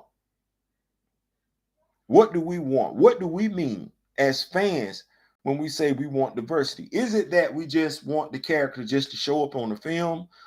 Do we want somebody else's character? We want that character to be black? Do we want our own character? Do we want that character to not only show up on the big screen, but show up on the small screen, to show up on streaming services, to show up in the books and everything like that? What does diversity mean to you? I think this is the best place to ask it, because I think we get it twisted sometimes. Like, what does it mean to you? They did gender swap some Eternals to match the films, but that's it. I hated that. And maybe hate is a strong word, but I hated the gender swap. I hated the sexual orientation swap, because I knew it wasn't going anywhere. I knew it wasn't going anywhere, and I knew it wasn't meaningful. No different than, and I watch this, no different than them killing off the character that Chadwick Boseman played. It wasn't meaningful. It wasn't a true tribute. You're going to have this character recast at some point in time. But where was the tribute to him? It's not honorable to say you're going to kill off a character to respect him, just to turn around and recast that character. No, you're supposed to do something meaningful for him that's going to stand the test of time. That is my issue with how they chose to acknowledge him. He deserved better. He deserved to be acknowledged separately from the character to which he played, because he's played more than one role. I could get on a tangent all day long about him, but I'm not going to do that. We're going to keep it going in regards to giving the fans what they want. We want depictions that are true to the source material. Fastos is the worst example. Yes, he is. I think the MCU uses market surveys with random people, but not comic book fans. They should get the stats from comic book fans. Is the comic book fandom too small a niche? Don't know, because the comic book fan is actually tied into the comic book. So not only is Marvel losing money on the movie side of the house, but you're losing money on the comic book side of the house. Why? Because you got them owned by the same people, and you got people that by and large aren't comic book fans. I do not know how you get into this business. It's almost like hiring the car executive who was real good running the car plant to run a call center. It's not the same damn thing. Don't matter what his qualifications are. He's not used to doing this over here. And if his ego doesn't allow him to learn how to do this over here, then you're going to fail. With Feige running the comics, this was going to happen. Thank you, because I took the words right out of my mouth. We know that folks that look like us aren't in the room making these decisions. Well, Nate's there.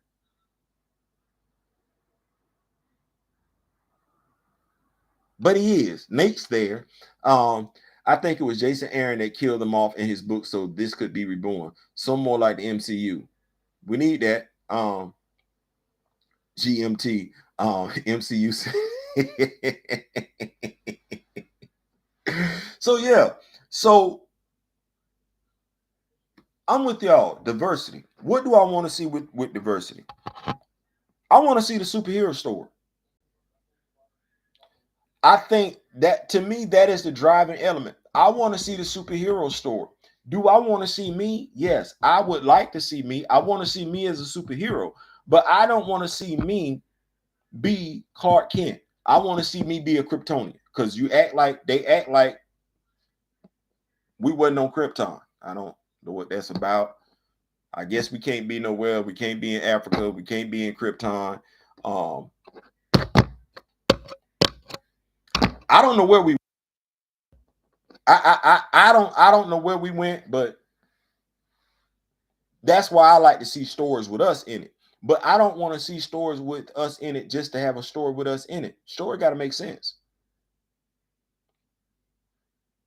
Story got to make sense. Don't make somebody look like me just for somebody to look like me. No, just make me. Just make me. Jim Hurd from Domino's Pizza running WCW back in the day. Uh, Nate wasn't in the room. He was outside the door waiting orders. A strong argument could be made. That's exactly what Nate was doing. No comic research policy at Marvel HQ. That's the way it seemed. Nate Moore come out and say, we don't, it sends a red flag. How can somebody being a comic book fan send a red flag? That's the damnedest thing. Give me a T'Challa story with the Joseph Campbell treatment, not a forced Uncle Ben treatment. And that is it in a nutshell, Gray. I believe anybody would take a good story. Just tell the story. Just tell the story. It doesn't matter if you focus on telling the superhero story. It don't matter. And you know why I say that? By and large, I think most of the people that's rocking with me and everything like that look like me. Well, we all grew up reading comics. Well, by and large, the comics that we read, we wasn't in them. We read them because the stories were good. That's why we read them. We read them because the stories were good. Our imagination grew. Our grammar grew. Our understanding of the printed word grew. Everything grew. But by and large, the stories that we read, we wasn't in them. Never stopped us from wanting to read the stories because the stories were good. The stories were good. And now that we've gotten older, we got to this point now where it's not that we just want stories that have us in them. That's not enough. The stories that we are in, they also need to be good. And it don't make the story good just because the story caters to us. That's not enough to make it a good story. You got to tell a good story. Let's see. No comic research policy at Marvel H. I just don't understand that. It's a red flag. They don't say that crap with films based off their best-selling novels. No, they don't. You know what? We've never heard an executive from DC say that. But we've never heard an executive from DC say any of the nonsense that we heard come out of Marvel. I go all the way back to his passing. We've never heard that. Never. Ronnie Silas, to me, diversity is using the diverse characters that already exist with great stories. I like that. Because we do have diverse characters that are out there. We have characters of color. We have characters of different sexual orientations and things of that nature. That are great characters. We're just not doing anything with them, which makes it crazy because you're like, the character sitting right there. Literally sitting right there. Fast D Steezer, how good is Jaws going to be without the shark?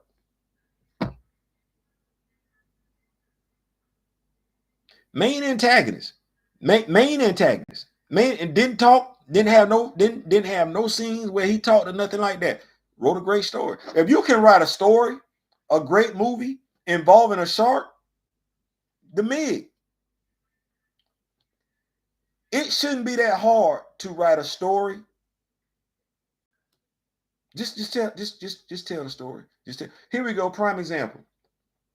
Remember Riddick? Remember Riddick? The one with Jason? Oh, not Jason. The one with Batista in it. Remember that? Remember that movie? How many ethnicities were in that movie?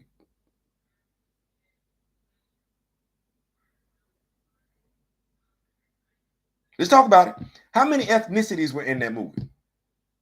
Did we focus on the ethnicity or did we focus on the movie?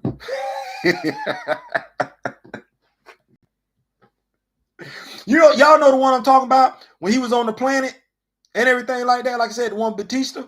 How many different ethnicities were in them? Notice I didn't use the R word. How many different ethnicities were in that movie?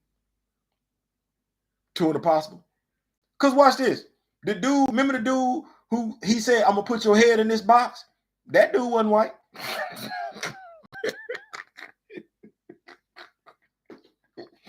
That dude wasn't white. He wasn't. Dave Batista ain't white.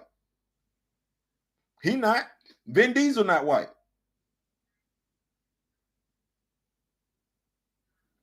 You see? Yeah.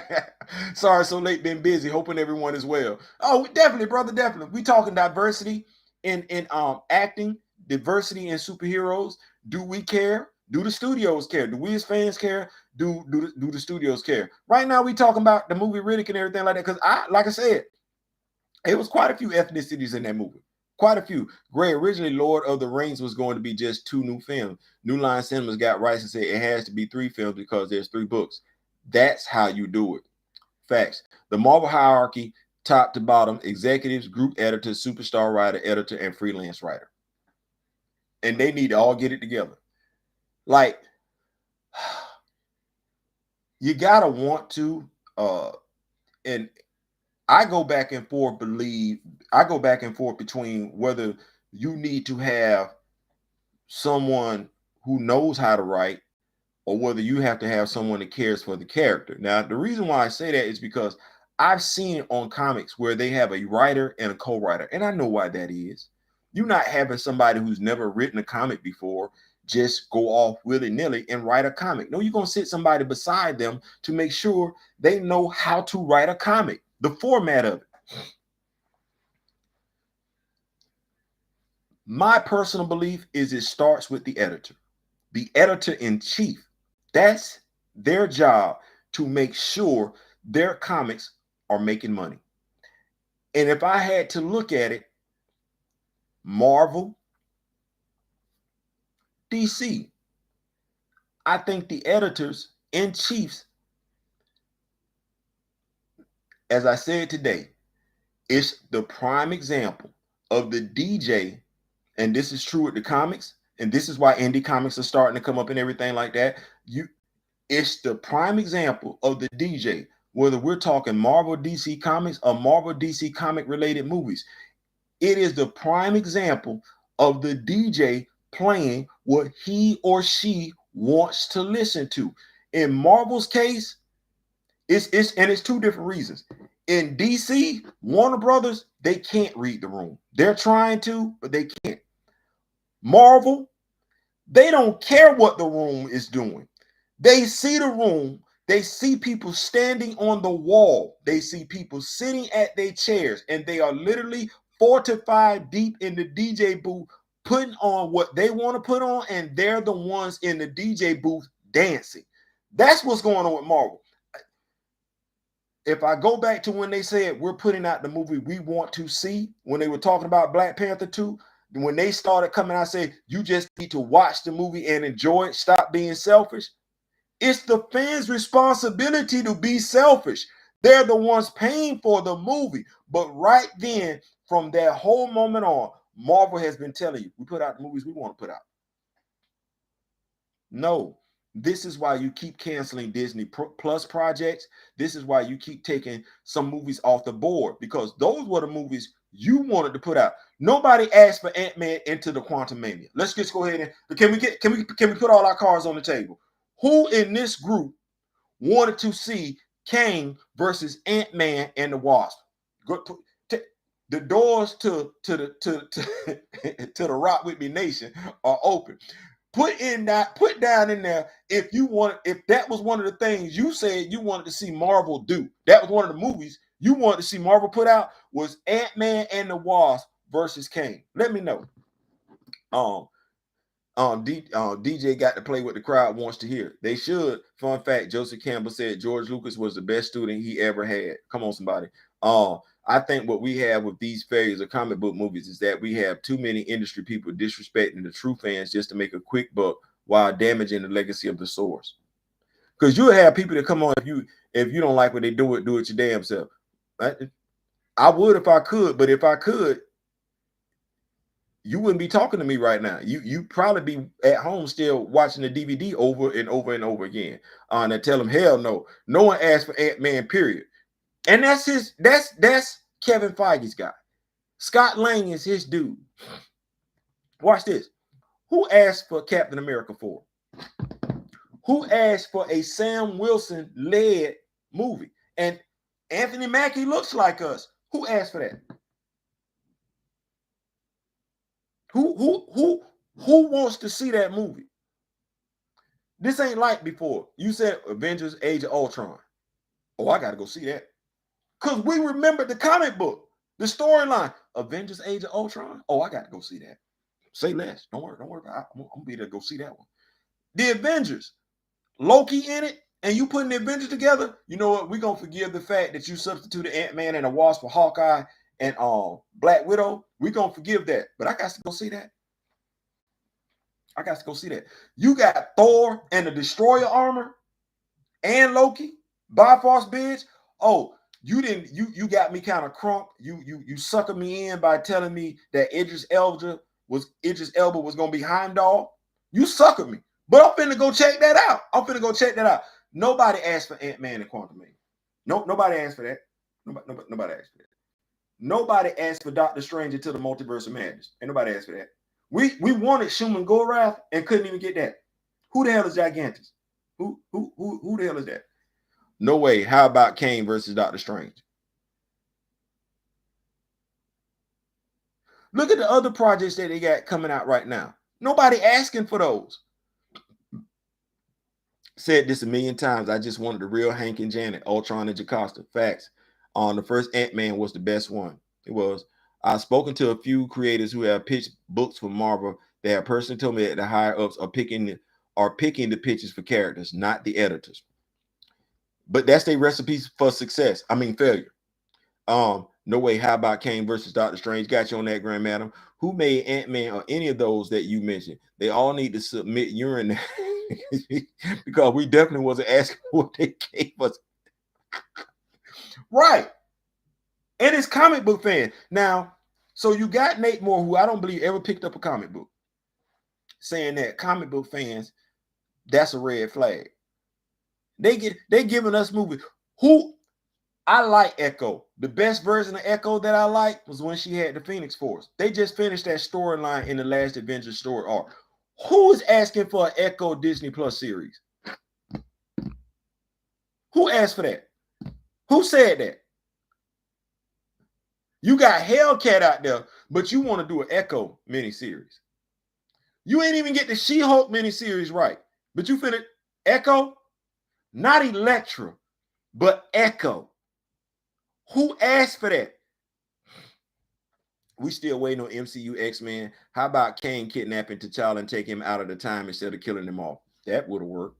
That Illuminati was trash. First impressions are very important. Very much important, because we as comic book fans, now we got to deal with MCU stands telling us what the Illuminati is and telling us that they suck ass, while we got to sit up and be like, don't judge the Illuminati off of what you saw in the movies. Please don't. Who in the hell asking for Agatha? Right. Who asked for that?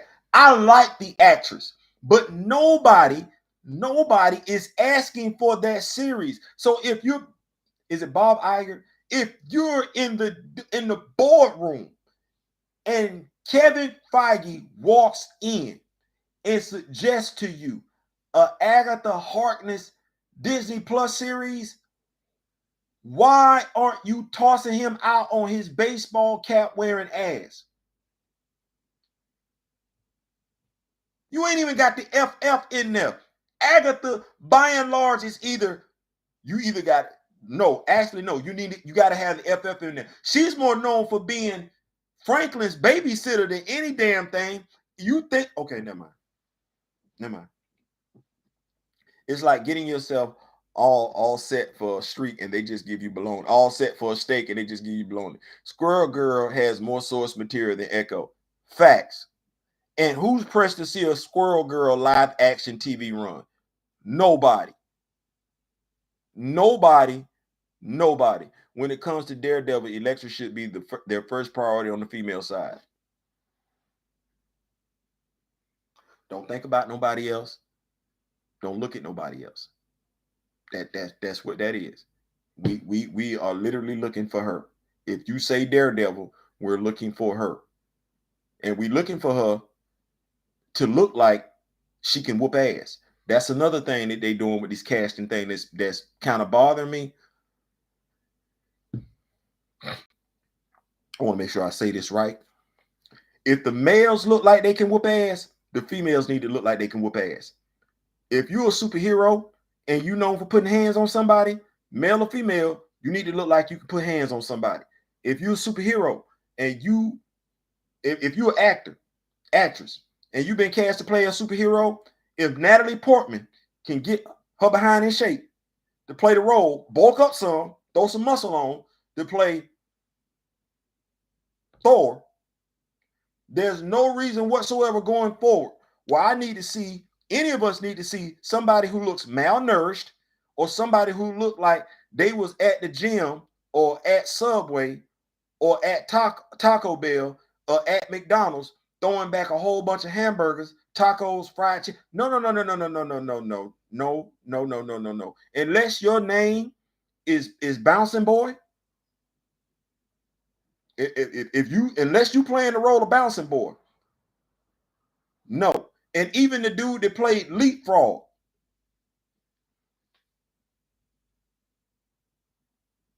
how Leapfrog was in better shape than Fastos? D-Real, my brother from another. Who asked for Echo in the first place? Nobody. Or Blob. Why was Leapfrog in better shape than Fastos? Now that I think about it. What was that? What was that? And I don't, we are talking diversity. We're having a great conversation in regards to diversity and everything like that. And remember, I asked, do we really care about it? Do we really, really, truly care about diversity like that? Because, like I said, I myself still have an issue with Falcon and the Winter Soldier, but we don't talk about that. That's diversity. There was diversity right there. There was a brother. We had the army represented. That's diversity. But what do we know about Sam? What do we know about Elijah Bradley? What do we know about Lamar Hoskins? What do we know about Nick Fury? What do we know about James Rhodes? Diversity. Military personnel, we don't know anything about them.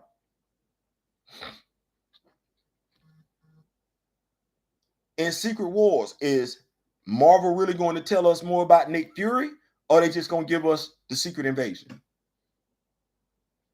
What's Nick Fury's past? We talking diversity. Where he like to hang out at? Samuel Jackson been Nick Fury. Samuel Jackson been in the MCU for how long? We don't know nothing about him. We just know he got his eye scratched out, and we thought his eye got plucked out. No, honestly, he closed his eye. He just scratched the eyelid. Storytelling. I like Echo, but her biggest storyline involved hooking up with Matt Murdock, hooking up with Clint Barton when she joined the New Avengers. That's it. Some bullshiggity. Where's Adam Bashir? We still asking that question. A question that it wasn't just us asking. There were quite a few people asking, where was this dude? Was he going to show up in WandaVision? When Monica hinted at the point that she had a friend who knew something. Everybody like, ooh, Adam Bashir, we might get Adam Bashir. But what does Mr. Smith always like to say? They don't want to give us a cosmically powered person of color. by Mother Flurkin, no less. Yes, comic wise, how is Sam Wilson beating on Steve Rogers and T'Challa at all? I'm right there with you. Some stuff we got to make right. Now, we're talking diversity. Is it true diversity if we don't even care and we just throwing out color? Is it true diversity if we don't care and we just throwing out genders? Is it true diversity if we don't care and we just throwing out sexual orientation? Is it true? Or is it just appeasing? I think it's just appeasing. I really do. So if you're on this channel and everything like that, you coming to visit, I'm not a fan of switching, swapping, whatever you want to call it, bending. I'm not a fan of it. And by and large, the Rock With Me Nation is not a fan of it. So they gave us Goliath, but did nothing with him. You talking about when they gave us what's my brother's name and everything like that? Lawrence Fishburne, nothing, nothing, nothing. We didn't even see him grow. You know what I would have liked to have seen when they showed Lawrence Fishburne as Goliath. Remember when shout out to God dang Chris Williams played the role of Black Lightning, Jefferson Pierce, and everything like that. I believe in the very first episode of Black Lightning, it wasn't Chris Williams, but they showed another actor dressed up in an old Black Lightning costume when he was bald headed and everything like that. They had a flashback. You know, it would have been nice to get a flashback scene of him as Goliath, giant man, a nice scene. When it an Easter egg, throw it in there. What does it hurt? If you not going, don't just have Bill Foster in the movie and that's it. What for? Hank Pym could have played that damn role or somebody else. Ultimate's Nick Fury came at a time before there was an MCU. He did. Before blackfacing was evil. He did. He did. And honestly, I think they're getting ready to release a new comic title called Fury. Nick Fury has basically left Marvel comic books universe. He's going to go do something else. And so the Watcher was hollering at Nick Fury Jr. and asking him, was he going to be, and shout out to Ernie Blur Without Fear. I think that's where I got the story from. He was asking him, was he going to step in and take over his father's role on the moon? And he was like, no, I'm just going to put the band back together. Past his prime, Bill Foster, not even his nephew Thomas, anywhere, nowhere.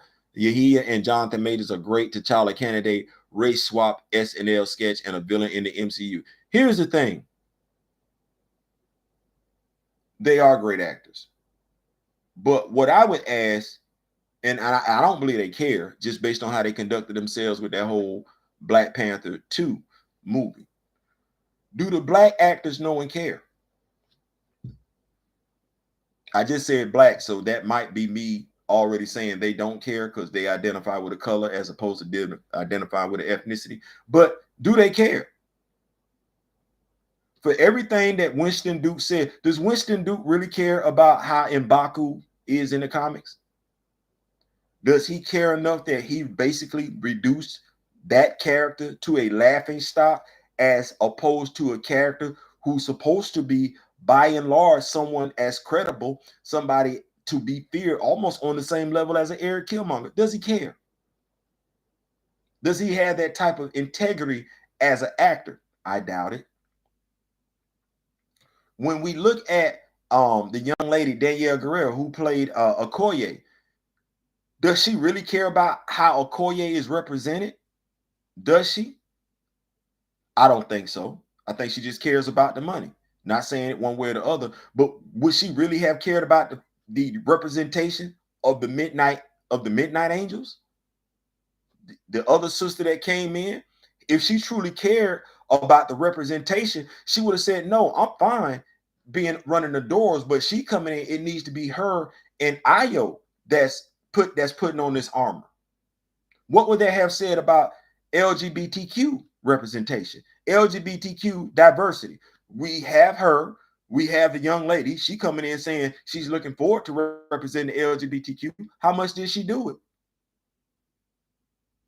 We have a black writer, we have a black executive, we have black actresses who say they're all about diversity and everything like that. But when it came to that movie, which was almost 3 hours long, how much diversity did we really get in that movie? We talked a good game.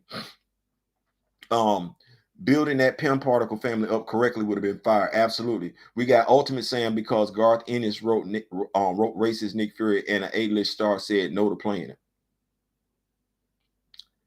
You would think that they would care about the leading role, though. You would think Boseman cared about T'Challa. We forget that if it wasn't for him, they would have been speaking English in the movie. It was him that said no, they need to speak with African languages and African dialects. It was him, the dude who graduated from Howard with a degree in directing. It was him. It wasn't the executive. It wasn't the director. It was him.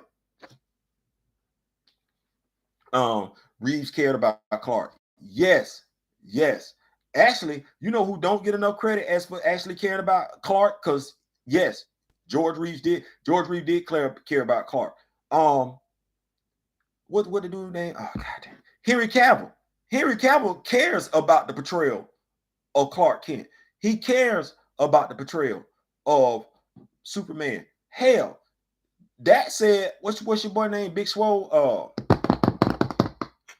These names getting Ben Affleck. Ben Affleck cares about the portrayal of Bruce Wayne.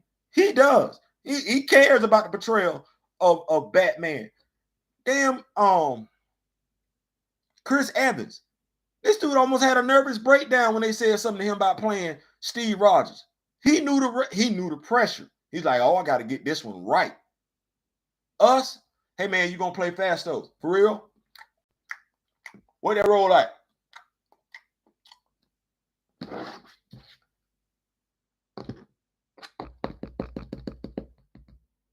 Bruh, I can say even Winston Duke is by and large not geeked up. He's taller than Chris Evans and nowhere near as yoked up as Chris Evans. So we got and shout out to Chris Williams, because seeing him play Living Single, I never thought that dude would play a superhero role. But Chris Williams, you, David Ramsey, y'all did y'all things. Y'all in superhero shape. Love it. Thank y'all so much for that, for representing those characters the way. And hell, David Ramsey was representing a character that wasn't real until he made him real. So shout out to all that. Where's everybody else at with this one? Gamora. Gamora is what in the comics?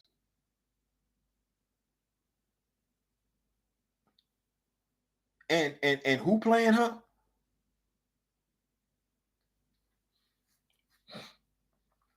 All I'm saying is, we say diversity. We want to see diversity like it's supposed to be, not like how you want it to be. That's why I don't walk into a burning building just to see what's going on. All they do with our characters is commit Cougar keeping us mysterious with no personal character development. Darwin, John, Raph, Sam, T'Challa, Killmonger, Queen, all that. Cavill cared about The Witcher 2. Facts, Gray, he did. I remember Mark Miller saying Sam as Nick was his idea. Wouldn't be surprised. Cyborg fan from Star Wars also included with my last statement. Now tell him, Robert embodied Tony Stark. He did. And that's the thing. I'm so glad you said. I'm gonna read your whole comment. Robert embodied Tony Stark damn near, because him in real life always showing up with shades and or repulsor glove. Listen, when they cast Robert Downey Jr., I was like, because he's a sarcastic ass. We knew that. Fit the role to a T. You know who else did the same thing? Mr. Mom. That's why they're bringing that dude back. Because by and large, some people still consider Michael Keaton's Batman, his portrayal, iconic in and of itself. He killed that damn role. Michael Keaton killed that damn role. Killed it. Murked it. Mr. Mom. That dude. Michael Keaton didn't show up looking like Mr. Mom. I think he probably got geeked out, but we never saw him bare-chested for the most part. They always had a suit on and everything like that. But he looked like, aside from being short, he could play the role. Oh, Mr. Mom, you're dating yourself. Keaton, my Batman. He killed it. Charlie Cox. Thank you so much for that, D. Steezel. Charlie Cox is Daredevil. Damn sure it is. Charlie Cox handles that role well.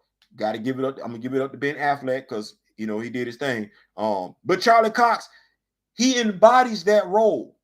When do we get our characters, our actors? Because Chadwick Boseman did embody the role of T'Challa. He did. But when are we getting the other characters to embody the role? And I don't think they understand what it means to embody the role. Angela Bassett embodied the role of Queen Ramonda. She did. That's why people are like, that's her. Winston Duke hasn't embodied the role of M'Baku. Letitia Wright has not embodied the role of Shuri. We can ask the question, who might play T'Challa better than him? That's not a question we're going to be asking when it comes to the rest of them characters. We can ask a question, who's going to play Queen Ramonda better than Angela Bassett? We're not going to ask them questions about nobody else because by and large, we're unsatisfied with their portrayals. And the reasons we're unsatisfied with their portrayals is because by and large, those portrayals don't fly consistent with the source material, i.e. the comic book. Beetlejuice shut up all and they said, listen, Keaton got levels. Ain't gonna lie, as a kid, I was like, Mr. Mom and Beetlejuice is Batman. I wasn't, like I said, I saw Beetlejuice, I did, and I think we was all like, but hey, shout out to Tim Burton. That's somebody else with levels. To be able to do a movie like Beetlejuice and then be able to come give us a movie like Batman, not only was he able to create his own, but he was also a what? Batman fan. Could you imagine how that movie would have went if Nate Moore and Kevin Feige were over Batman? Could you imagine that? Could you imagine if Nate Moore and Kevin Feige were over DC Warner Brothers? Where would Superman be? It'd probably be fine, just like the Red Hulk is fine.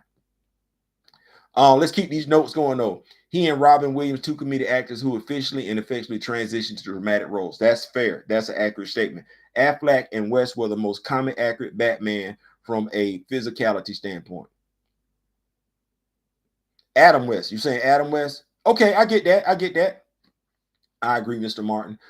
Yeah, Ben was straight from Arkham Knight is indeed really how Batman should look. But yeah, Keaton did kill it, made it feel like real Batman. He did. Nobody saw him doing that role like that one. Angela Bassett would have embodied the role of Aurora Monroe. There's levels to this. Exactly. She would have. She would have made a great Aurora Monroe. I'm not taking that one back. I think we do have some amazing actresses out there today that could play an amazing Aurora Monroe, and we need that to be brought to the big screen. But yeah, so that's my thing. When we talking about diversity, do we really care? As because by and large, I think the studios have shown how they feel. But as people of color, comic book fans, do we really even care about diversity? I know for a fact that Eternals movie, they could have kept that.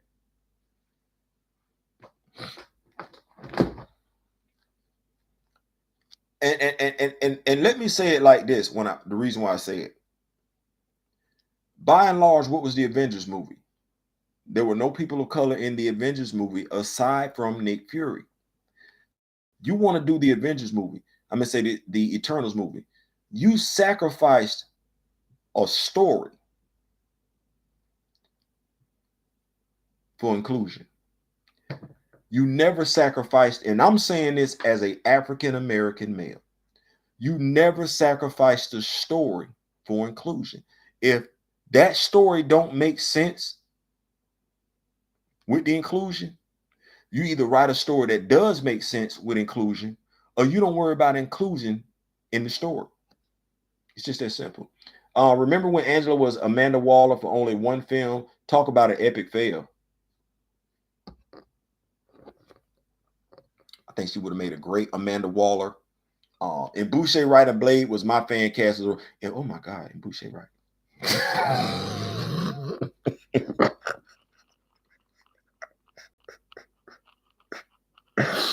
And Boucher Wright, if you're watching this video, you just need to know. I saw the movie where you was with old buddy, the comedian and everything like that.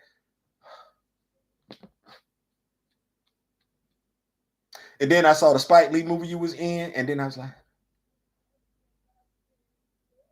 and then I saw you in Blade, and I was like,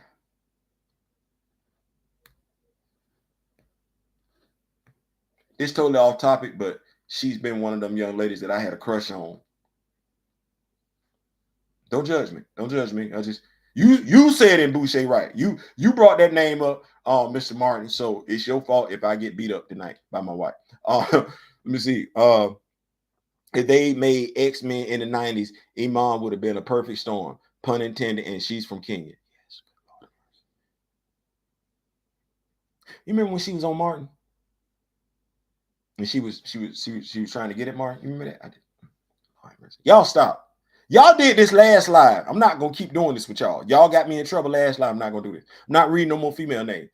They're disguising checkbox diversity as representation. Facts derailed about Iman. I still want an Angela Bassett Storm. Yes, and Boucher right for the win. Stop. 3 strikes, a cult classic for Boucher. Yes. Thank you. You know what? When it comes to, it's either you, Grand Madam, Mr. Smith, or D. Cecil, and I think Mr. Paul Martin is coming along too. Y'all gonna keep me in the know when I be forgetting names of movies and actors in there. I just gonna throw y'all a little bit. Y'all gonna know exactly what I'm talking about. If Marvel Studio wants checkbox diversity, where the hell is Silhouette, Black, Asian, and disabled? I don't know. You know what? She probably somewhere kicking it with Taku, Venom. She probably hanging out with Madam Slay. Yeah, she probably them forgotten characters that we keep forgetting about that we make and don't do nothing with them. That's what she probably kicking it with them.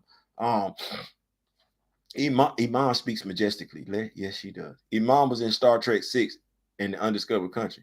Should have been Storm. Yes, she does. Great. Let's see what did Gray say. Shit, yeah, she does. So we're gonna keep the party moving right on though, because we could get off in that all day long. Moving right along with superheroes, we're gonna segue. Superhero movies.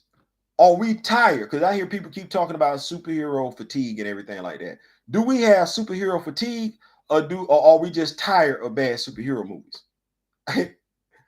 I think we tired of bad superhero movies. I think we've done a great job in addressing how we feel about the superhero movies and everything like that. And I don't think it's just us. I think I think by and large, if whatever YouTube channel you go to, somebody is talking about superhero fatigue, then it's people that's tired of superhero movies.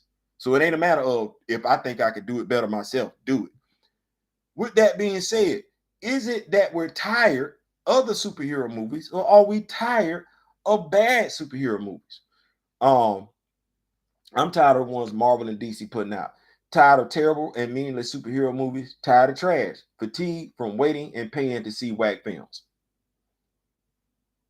I think that's what it is. And I think people that use the word superhero fatigue, if they're using it saying that's what the fans are suffering from, I think that's a huge cop-out. I think that's a huge cop-out, and I think that's an injustice because it's not addressing the issue on the table. I think fans, by and large, have been stating what their issue is. It's the plot. I think fans, by and large, have been very, very specific. It's the plot. It's the attempted diversity. Everybody's calling it for what it is. The people that they are trying to cater to don't want to be catered to. They don't want you to cater to them by casting characters that look like them. They want you to cater to them by telling a story that makes sense to them. And by and large, because, well, Nate said it himself. It sends off a red flag for them to hire people that know the source material. Okay, so you taking L's at the box office ain't sending out no red flags. I want Diabolical Nerd says, I want more superhero movies. I'm just sick of these people that don't know what the hell they doing, making these movies and wasting characters and storylines. That, D. Steezer, them whack ass Disney joints. And I don't understand it. I really don't. I be trying to get it. I be trying to understand it where it makes sense, but I really don't understand who told you that the fans wanted to see this. Like, I honestly when I look at the list of movies that Kevin Feige and Disney Plus projects that Kevin Feige is saying coming, I'm like, these for you. This is what you want to see. This you couldn't have you this you couldn't have tested this. You ain't go out and about and ask nobody what they want to see on Disney Plus. You're not visiting no comic book stores. That's not, let's go ahead and say this. For somebody who's doing superhero movies, he's not at the comic book store. He's showing up at the conventions when he's revealing what they're showing. But he, as Grant Madam Tarot's point, he not hollering at us. And when I say us, I'm talking about comic book fans. They're not surveying comic book fans. They're not going to the comic book store. They're not even going in the comic book store signing no damn autographs. Say, hey, what you think? That's what that is. That's what that boils down to. They're not talking to us. Well, how are you making movies for comic book fans and you don't give a damn what the comic book fan want, nor are you caring to find out? That's crazy to me. I've been hearing superhero fatigue since the mid 2000s. I have too. That's facts. That's facts. Bad superhero movie fatigue. That's what that is. They better ask Jeff Loveness how that not knowing the source material worked out for him. Better holler at somebody. Now tell them, look at the Infinity War saga. It lasted for a decade strong. And once the movies and shows tank, all of a sudden it's fatigue. Facts. That's a great point. That's a great point. D-Real, waiting week to week just to watch a potential bad episode is painful. Ultraman on Netflix, anime. Y'all ain't got nothing else to do? Check that out. 2 seasons, 7 episodes. 2 seasons, very good. Also, Pacific Rim Black, Netflix. Also, Luxem or something like that on Netflix. It's an animation about a young boy that go to modeling school, not modeling school, but designing school. The plot is different, but it's interesting. Me and my wife, we was watching it. So yeah, 3 seasons of Ultraman. Come on, somebody. I only got season 2. 2 seasons of Ultraman. When they put the 3rd season, wait.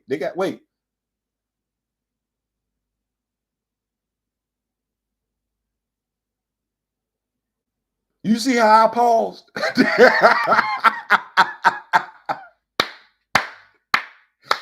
You see how I paused? What? It's 2 seasons? So hold on. So D-Real, when you say that, so you saying, wait, was Ultraman the last episode, or it's another season after that? Please drop that comment in the comment section. Ultraman is good, and Yakitori as well. Y'all, superhero fatigue is the lack of content diversity being put out. Just stop trying to connect everything and build from the ground up. I couldn't have said that any better, Mr. Bates. That is it.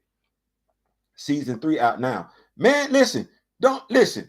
Boy, look. Hey. I can binge watch Ultraman. What? That's not superhero fatigue. See that? Ultraman. You got D-Real. There are 3 full seasons of Ultraman. I did Ultraman. Haven't watched the Netflix show yet. Pacific Rim is good. Dragon's Blood season is one of my favorite. It can't be. You see this? It's not superhero fatigue. We're going other places to get our superhero entertainment. One Punch Man. That's superhero. That's not superhero fatigue. I can watch One Punch Man over and over and over. My Hero Academia. Yes, it's anime, but it's superhero. We're not tired of superheroes, movies, cartoons. We're tired of the crap that you're putting out. Jeff Loveless knows the source material. He had to rewrite his story script over 20 times. My Hero Academia in anime. Marvel Studios failed to strike while the iron is hot and give Jimmy. Then asked Bob Chapek how that cathartic trauma sequel played out for him on his day off. Right. I'm talking about cathartic. It's not working. So, because we could talk about that all day long and everything, man. I appreciate y'all for rocking with me. We did this last week when we was almost at the 3-hour mark and everything. I don't want to keep y'all that long because it is the middle of the week. And you know, I like for y'all to have the energy to go ahead and make it through the rest of the week. Tiger and Bunny, Power Rangers, right? Because we will still do what? Watch old episodes of Power Rangers. I don't think they get it when they say superhero fatigue. Superhero fatigue means you don't want to see anything else superhero related. That's not what we're doing. We're just not watching your superhero content. Think about what I just said. We're still getting our superhero fix in. We're just not watching your superhero content. Says a lot. Used to kill that Ultraman video game on Super Nintendo. Damn, that Ultraman video game. You know they got a Pacific Rim video game, and I don't know. I'm almost of the mindset I might need to go cop that. Hit that thumbs up and share. Yeah, man, y'all share the video. We're trying to get to 1,000 and everything like that. Also, Diabolical Nerd, shout out to him. He actually hit me up with a design and everything like that for Rock With Me Nation. And I really want to get the Rock With Me Nation shirt out to y'all and everything like that. It's something that I just think it's poignant. I think it sends a powerful message when you're not really worried about everybody else. You just rock with those that rock with y'all. And that's what, to me, the whole sentiment is behind the Rock With Me Nation. Rocking with those that rock with you, not getting caught up, not worrying about, not being concerned about who doesn't. I meant to say they failed to give Jimmy Woo and Darcy Lewis a spinoff series. And that would have been nice. And I'm just going to be honest. Any show Darcy show up in.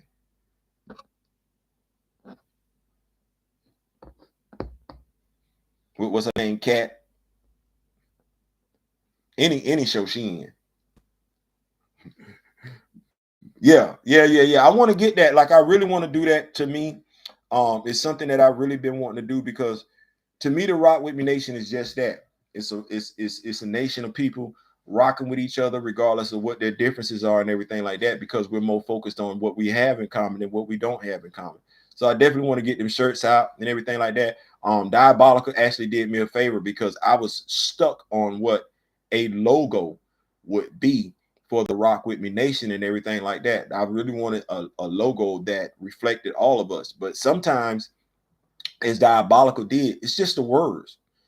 The words paint a perfect picture. The Rock With Me Nation. Hey, what does that mean? I rock with those that rock with me. If you rock with me, I rock with you. If you don't rock with me, I don't rock with you. So definitely we're looking at that. I definitely want to get that out there and everything like that, because I believe that message is very powerful indeed. So we're gonna keep it going. We're gonna keep the party moving right along. What did Gray say? But start thinking about the stuff we don't see anymore. Westerns, World War II films, gritty cop films, mafia films, YA adaptions. It comes and it goes. It does. But I think what winds up happening, watch this. I don't think people are tired of Star Wars as a franchise. I think what people are tired of is bad Star Wars representation. I believe that's what that is. I believe as long as you have a good story, you never run out of it. And that's the thing. When they Avengers, Earth's Mightiest Heroes, how many episodes was each season? We didn't get tired of that. We could have kept watching that one. Honestly, we preferred that than Avengers Assemble. Who the hell is in Jobu? You know what? Now this is me, and I shouldn't have to do this. I'm actually working on a storyline, trying to reconcile the whole Injadaka, Injobu, Scion storyline. I'm trying to rectify that, because that was a snafu like none other. Nate Moore, this might be wrong for me saying this, but for you signing off on Injobu being a character, you need to at least have the ish slapped out of you. You do, at the very least, because that character should not exist. No one should know who that character is. There was no reason for you to sign off on Ryan doing that. If that was Ryan's idea, there was no reason for you to sign off on that. If you don't need anything else to happen to you, you need the taste slapped out of your mouth. You need to drink you some water, like they be doing on Wild 'N Out. You need to drink you some water, get a nice little mouthful, and you need to just stand there and let somebody slap all that out your mouth, and then apologize for that foolishness, because I'm still trying to rectify that. That's hot garbage. Who the hell is in Jobu? You think shirts would sell? Who the hell is in Jobu? You think who the hell is in Jobu shirts would sell? Vampirilla. That's a nice character. Darcy's my ideal Lois Lane and Catwoman and Vampirilla. Somebody saying Darcy should be Vampirilla. She could be Vampirilla. Somebody saying she could be Vampirilla. I'm just asking. I'm just asking. Are you saying she could be Vampirilla? Oh, you are saying she could be Vampirilla. I would watch it. I would. I would definitely watch it. Um, I would definitely watch it. But keeping the party moving right along. So, Sony, Sony, those who have given us such movies as Morbius, in the process of giving us Craven, who've given us Venom 1 and Venom 2. Uh, they're in the process of giving us a Miles Morales live action movie. Excited? We have different genres out there, but studios are pushing nostalgia and fans talking on out of both sides of their mouth about wanting new properties. Kat Dennings, aka Darcy.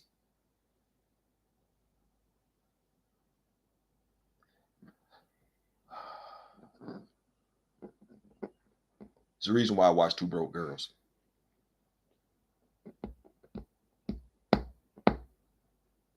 She was it. But anyway, so Miles Morales, live action movie, Sony development. I would watch a Killmonger and Zemo one-off series. Not far-fetched that CIA would work with Sokovian Special Ops. My theory is that Killmonger hired Crossbones to steal the bioweapon in Captain America Civil War. That makes sense. That makes sense. I just my thing, Mr. Martin, is trying to rectify that whole Jobu thing because Sion should have been there. But no, what you're saying is stop, D. Stop. I saw that and get out my head. Get out. Get out. Get out, dude. Get out. Cause I get out, dude. You wait. What? Look, we related for real. Where's my new Conan Red Sonja project? Because I think Dynamite has those properties right now, D Steezel. I think that might be what's holding up a Conan and Red Sonja. Marvel no longer owns those properties. Y'all out of control. Boy, look, see, y'all all y'all out of control. Y'all OOC right now. Y'all out of control. But no, Miles Morales. Miles Morales. Miles Morales. Live action movie. Are we comfortable with Sony as opposed to Marvel? Let me ask this question. Let me ask it like this. Are we thankful that Sony is doing a live action movie, or are we concerned that Sony is doing the live action Miles Morales movie? Let's look at the comments. Y'all let me know. Sony doing a Miles Morales movie. And just think about it for a second. It's not called Spider-Man. See, that's the thing. When Chillmark spoke about that today, he's Miles Morales. You know what he's called on Disney Plus? On that Spider-Man cartoon? He's called Kid Arachnid. And that makes sense. But even in his comic book, he's called Miles Morales. Like on the cover, Miles Morales. We ain't saying Peter Parker. We saying the Amazing Spider-Man. The Spectacular Spider-Man. Black Panther. Captain America, symbol of liberty. Captain America, symbol of truth. Miles Morales. It's something to be said when you're, as a superhero, you're more known by your civilian name than you are by your costume name. People know him more so as Miles Morales, the black version of Spider-Man, than they know him as Spider-Man.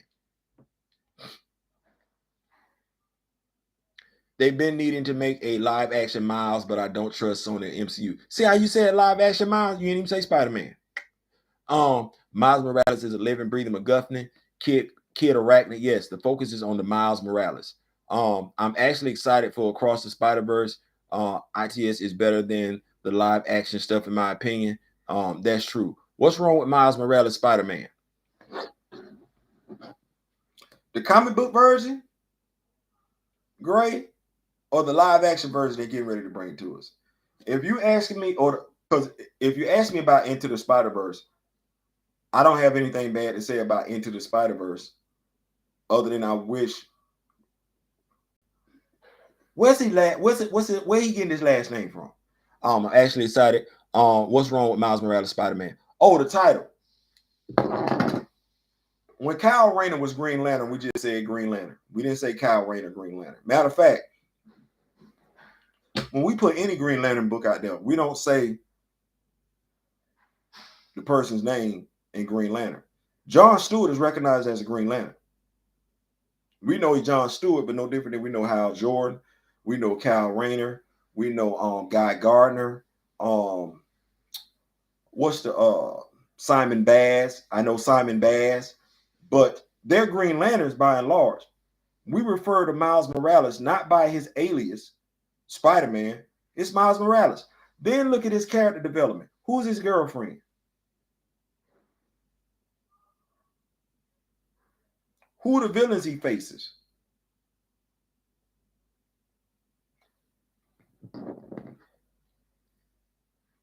I've never been a big Michael Bendis fan. And Pete always yelling Miles in public during missions. Yeah, Miles like, no, it's Spider-Man. Call him Spider-Man.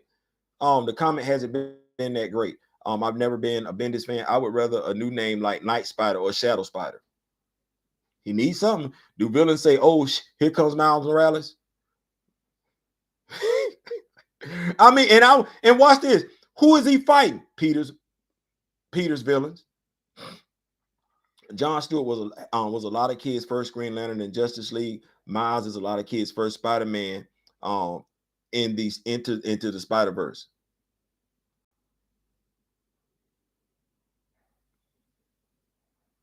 You know why I'm conflicted with that one, because you're right, but it's false to compare him and John Stewart. John Stewart was 4 seasons, two Justice League International. John Stewart had staying power. John Stewart was also in the comic books like that. So John Stewart is the leading and only Green Lantern by and large on the cartoon, which ran for 4 seasons. Miles ain't like that. Miles has his comic book, and even on his comic book it says Miles Morales, Spider-Man. So when we say a lot of kids first Spider-Man, if those kids were watching him on Disney Plus, they were watching him with Peter too. They were watching him with Peter, the Scarlet Spider, Anti-Venom. They were watching him with other Spider characters. So I don't necessarily know. I understand what you're saying. I don't necessarily what they saw into the Spider-Verse. If that's how they came across Miles, they ain't have nothing else to play to go along with that. If they go to Disney Plus, they're not getting Miles Morales like that. And honestly, that movie Into the Spider-Verse, if I'm not mistaken, is not even on Disney Plus. So their Miles Morales, it might be the first Into the Spider-Verse might be their first introduction into that character, but it's not with any type of staying power. And I think that's where the issue is when it comes to oh, you're just referring to folks that hate those two characters. Every new cartoon film is somebody's first intro. Oh, no. Yeah, I feel what you're saying. I feel what you're saying. My fault. I feel what you're saying. Ania Corazon, Spider Girl would be a fit for Miles, in my opinion. Yeah, because he ain't even dating his own. Like, he dating Gwen. Like, how many girlfriends Peter got? Miles couldn't get one by himself. Never mind. Miles has earned the name of Spider-Man. They should use it. I don't disagree with that. They should start referring to him. Take Miles off the cover. Let it be because Wally West is the Flash. But I don't think we're going to do any comic books with Wally West, the Flash. Miles should be Spider-Man. But what Miles needs, I could be wrong. I've been wrong before. I'll be wrong again. Miles needs his own supporting cast. He doesn't need Peter's supporting cast. He needs his own villains. Create new villains for him. Yes, it's okay if he takes on the occasional Peter Parker villain, but by and large, this is how we get true diversity. You grow these characters, you expand these characters, you build their world. You don't give them somebody else's world willy-nilly, which is to a degree what they wind up doing. Call him La Arana, the Spider. He needs that because I'm not seeing any homage paid to his other ethnicity other than his last name being Morales. Miles is by and large Afro-Latina. And we don't see the Latino side, in my opinion, get played up nearly as much as it should be. I think they cater more so toward his African American ethnicity as opposed to his Latino American ethnicity. And that's not fair. His last name is Morales.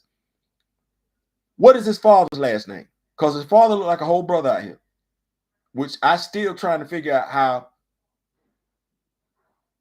his father looked like a brother. Y'all drop a note in the comment section. Y'all tell me what his father is, because I'm trying to figure out Morales. I'm not mad at the Morales. Right, we need his own original roster, right? The movies do the right thing by not getting caught up with the Spider-Man name. The Miles video game really focuses on the Puerto Rican aspect. You know what? I'm gonna have to play it. Because y'all gonna get mad. You'll be like, Theo, you got this. I got the Miles Morales Spider. And even the video game, it says Miles Morales Spider-Man. As if I wouldn't have been able to tell the difference.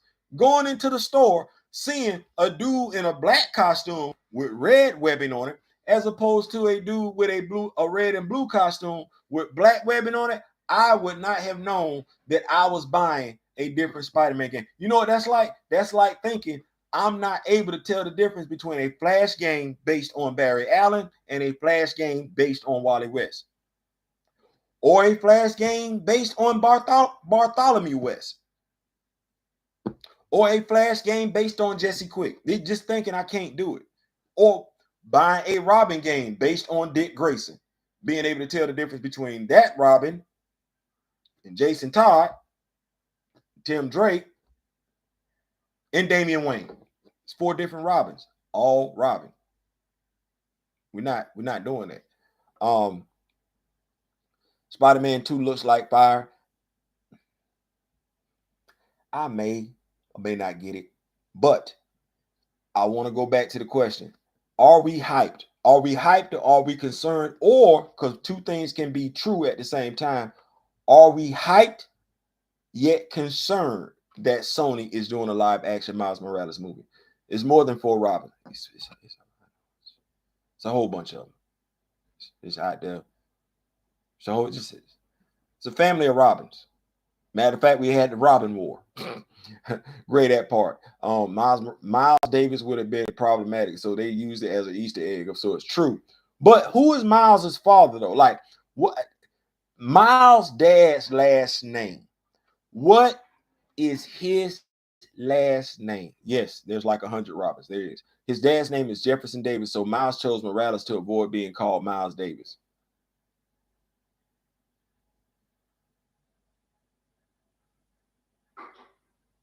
See, this one I gotta lean in. I gotta lean into you, Kamoyo. So what you're telling me is that in the comics universe, his last name is actually Davis, but he got the people in the 616 universe that thinking his last name is Morales when his last name is actually Davis. Is that what you're telling me? Is that what you're telling me? Because that's a story in and of itself. If that's what you're telling me, if that's what you're telling me, because you know more about this than I do. If that's what you're telling me. The crazy story they gave us with Venom and they didn't do Morbius. So say I'm extremely concerned about Sony handling. That's my issue. I'm concerned. Like what if if Sony can get the story right, I'm with it. But yeah, Kamoyo. So is that what you're saying, Kamoyo? Like his last name is Davis in the comics, but they call him Morales. What black person with the last name Davis would name their child Jefferson? I'm just, So see what I'm talking about? Miles Davis estate might have had an issue about that. Okay, I'm cool with that. But because honestly, they could have just said we're gonna call him Miles and gave him another last name, and I'd have been cool with that. But are you really telling me that in the comics, his name is Miles Davis, but he told people in the comics his name is Morales? Like, I'm just the same ones who call their child Chadwick. I'm just trying to. Cause see y'all don't make me do this. Y'all see now y'all got me feeling dumb, and I don't like feeling dumb on my own channel. Miles Davis bitten by spider 42 for Jackie Robinson. I feel slow. I gotta go do me some Miles Morales homework. I gotta I gotta go do me some Miles Morales homework. I gotta get up on my. I just never understood the whole Morales last name. I didn't. I just never did. I just never did. What black person? Jefferson Davis, Lord have mercy. I just never. I just never understood the whole Morales thing because I get your dad being a brother married to a Latino sister. I get that all day. We do that. I'm just not understanding. I'm not thinking your dad's last name, if he the brother and she the Latino, I'm not how you get the last name Morales. I just didn't understand that. Reminds me of when DC tried to name John Stewart Lincoln Washington. Aaron Davis, his uncle is the Prowler. Right. So I'm like, what is mama last name? Okay, here we go. Is his mama last name Morales? Y'all help me out. Miles Morales Davis would have been ideal. Miles Morales Davis would have been ideal. Y'all help me out. Is his mama last name Morales? Because if his uncle last name Davis, I'm of the mindset daddy last name Davis too. Which begs the question, well, where Morales come from? Where Morales come from? I think Miles' middle name is Gonzalo. Rio Morales. His mama last name is Rio Morales. So he kept his mama last name.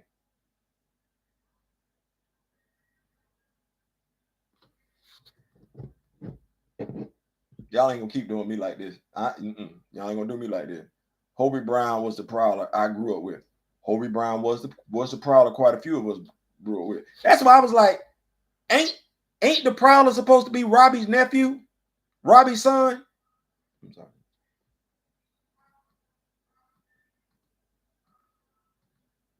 I thought that's what was going on. I thought that's what was going on. His mama. Okay, pause. This is when I would throw a flag on the play. Also, I'm gonna be bringing that back. I got to get my flags and my referee shirts and everything. I lost them. Pause. So, who said that? D. Steezer. So, yeah, mama name. What household we in where the son take the mama last name? What in our culture, our society, where mama and daddy still married together? What household is that? Well, the child is the child is the child from both parents, and he take mama last. First of all,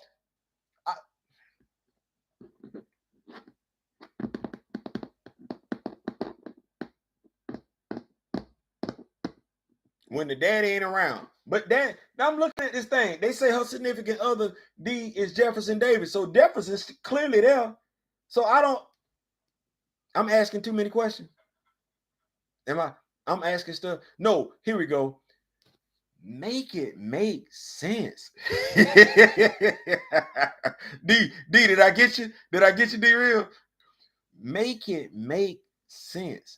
So you mean to tell me Miles, hold on. Jefferson Davis is married to Rio Morales. They have a son, Miles.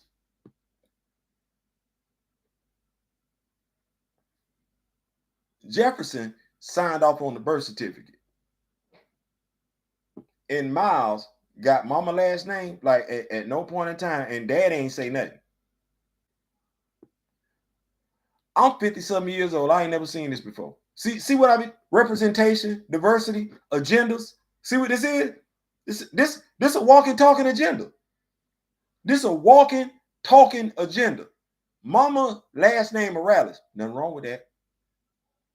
She ain't take her husband last name. Ain't nothing wrong with that. Inconsistency. You got a son. He took mama last name. And daddy is very much in the picture. It don't make sense in the comments.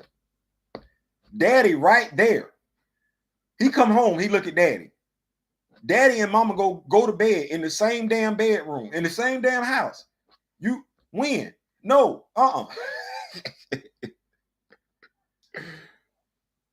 Watch this, Mr. Bates. I'm not saying they can't have two separate names. I'm saying, when do you see the child take the mother's last name? I've seen married couples where the wife keep her name. I've seen marriages where the wife hyphenates her name. I ain't ever seen it where the wife got all that going on. They got a child, and the child ain't got, the child either has the father's last name or the child has the hyphenated name. Just the mother's name. You know what? I could be wrong. I'm gonna be wrong before. I'm gonna be wrong again. I ain't never seen that. Law, where Chillmong at right now? I'm just saying, like, I ain't, I ain't never seen that. I ain't his last name is Morales for the inclusion. Got to be.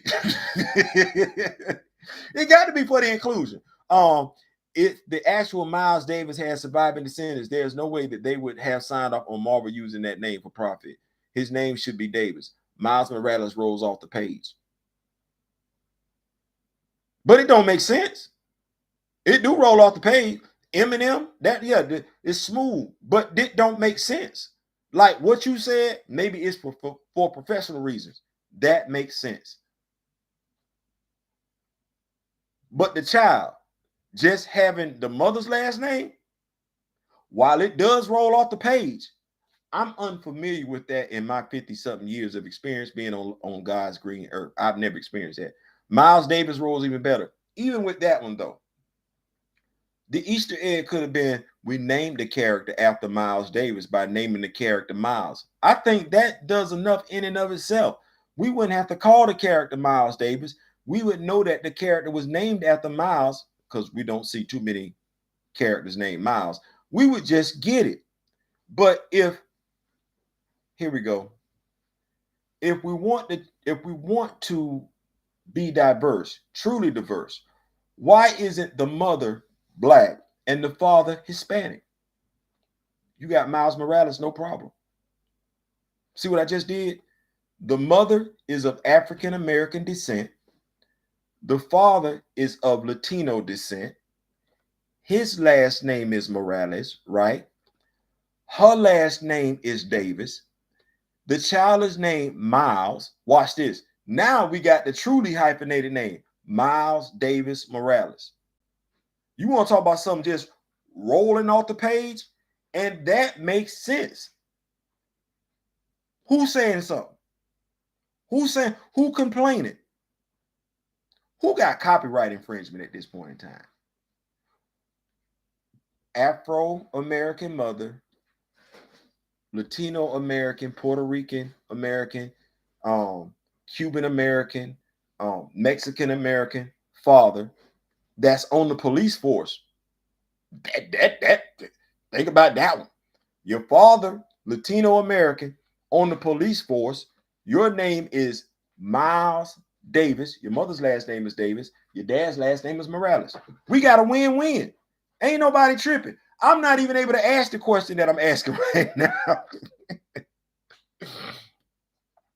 Robbie Reyes, Wally West, and other double letter names. Yeah, we old fashioned. That's what checkbox diversity gets you. I'm just saying, like, we could have did that.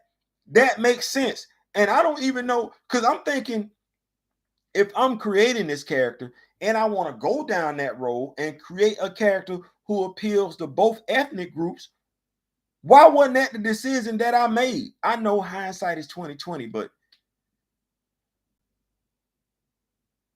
I ain't saying, I'm just saying. Listen, I'm about to get up out of here. Old fashioned like a mofo. I'd never give up my last name and let my woman propose to me. And I'm Butler.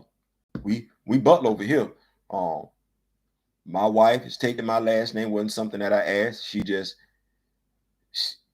that's what she wanted to do. God blesses us with children. Last name gonna be Butler.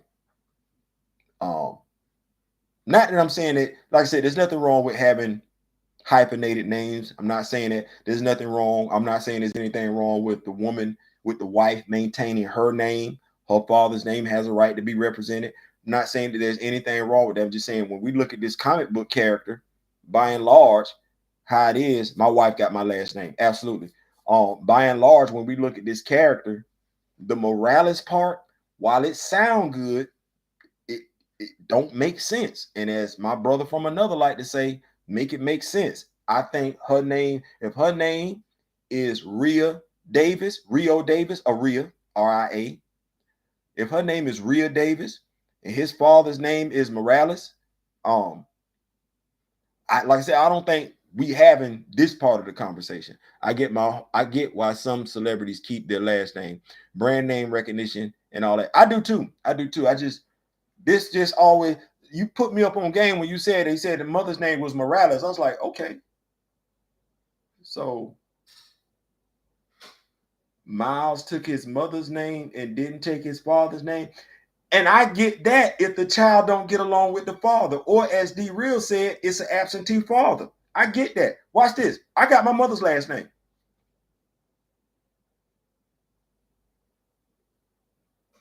I have my mother's last name, by and large, for the reason that D Real said.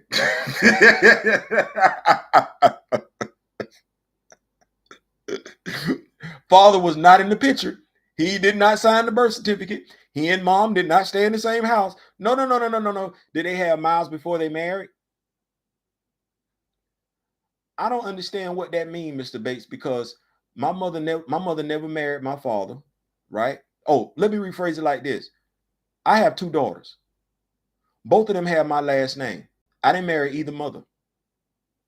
But I am very much in their lives. I was in the room, the hospital, when they were born. I signed the birth certificate. I was there when they were delivered. My two girls, my 28-year-old has my last name. My 22-year-old has my last name. Daddy did not marry the mother. I don't think that's a prerequisite for the child having the father's last name, that you marry the mother. I do believe you being there for that child from day one, scratch that, because I was there for my children while they were still in their mother's stomach. I took the birthing classes and everything like that. I was there for that. I was there for that. So I don't understand why it matters if they're married. What should matter is whether or not the father is in the child's life.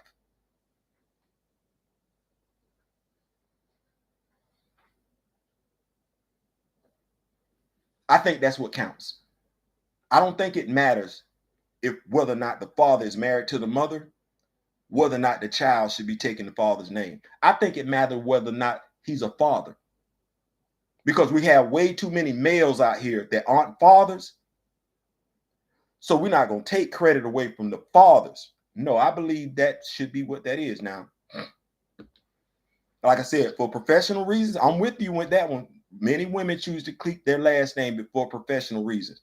We're not talking about them. I don't even see anything wrong with that. But the child, more often than not, the child only keeps the mother's last name when dad ain't around. I think Miles was born out of wedlock. Like I said, I don't see why that has anything to do with it. Dad right there. So his father is literally in the house with him every damn day while he walking around with his mother's last name. If he was Miles Morales Davis, the book could still be called Miles Morales. Why it just can't be called Spider-Man? I don't. That's my whole thing. I just look at it like this. Why are we still addressing his civilian name? It's almost like this. He's Jean Grey.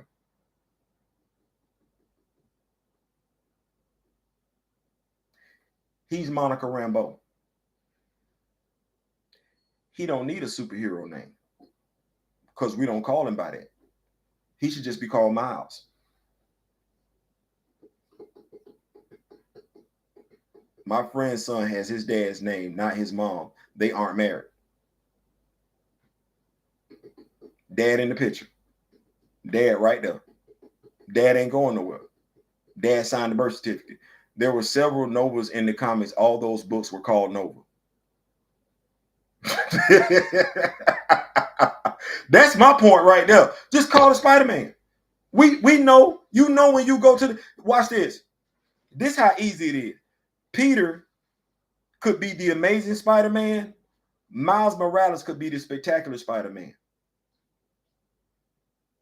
We just did a whole Captain America book. We ain't put nobody's name up there. Symbol of truth, symbol of liberty. Why Miles? Like, if his superhero name is second to his real name, then he's no different than Jean Grey and Monica Rambeau. And by and large, we don't even refer to the, who calls Jean Grey who calls Jean Grey Marvel Girl?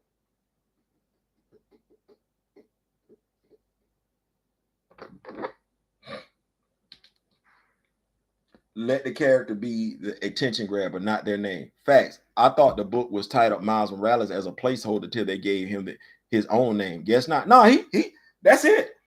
Miles Morales, Spider-Man. How about he just be Spider-Man? You don't want to call him Spider Boy. I get that one. That's gonna be awkward as hell. when it was Shooty, it was still Black Panther. Claws of the Panther. Black Panther. Deadliest of the species. Black Panther. Power. Black Panther. Doom War. Nobody said Shooty, Black Panther. If we said Shooty, she was in her own comic book as Shooty. She didn't have no Black Panther costume on. Shooty. Shooty. I forgot Marvel Girl was even her alias. Yeah, Marvel Girl. Well, Marvel Girl, what they go from Marvel Girl to Phoenix? And when that didn't fit no more, she's just Jean Grey. She don't have a superhero alias. She is Jean Grey. That's it. Marvel Girl never fit. Okay, Miles Morales, you Spider-Man. You're Spider-Man just like Peter was Spider-Man when he was a teenager. You're Spider-Man. Unless we finna do Miles Morales, the spectacular Spider-Man, like we did Peter Parker, the spectacular Spider-Man. But even then, Peter had comic books where it was just Spider-Man. I rolled with Phoenix. I did too. I like that. Mr. Bates, did you catch the latest run Avengers 1 million BC? The Stone Age Avengers? I think you would have liked that storyline in regards to Phoenix. Phoenix is the mother of Thor, by the way. Yeah, did you know that, Mr. Bates, that she is Thor's mother? It's a lot of Marvel girls in comics like Marvel Boy. Yes, facts. People, that's man. Listen, that, and I think that storyline did a lot. I know some people have said some things, had something to say about the storyline, but I think the Avengers 1 million BC storyline, I liked it. I think it gave some great backstory. Jean Grey is so OP. If you call her Marvel Girl now, she'd take it as an insult and whoop somebody's tail. She literally did that in X-Men Red. I forget what issue it was. Somebody called her Marvel Girl and she went off. Marvel Girl was even her alien. People born before 1980 call her Jean Grey, Marvel Girl sometimes. Like, and Marvel Girl just never fit, but they don't have a name. I think Phoenix was the closest name that could fit, but they wanted to do something else with it. Is Thor a mutant? No, Thor is not a mutant. He's Asgardian, but his mother is Phoenix. She is. And if she hadn't came back to Earth when he was being born, he would have got killed then. So yeah, Gaia's his mother. Gaia's his natural mother. The Phoenix is his paternal mother. Like, and Frigga is his adopted mother.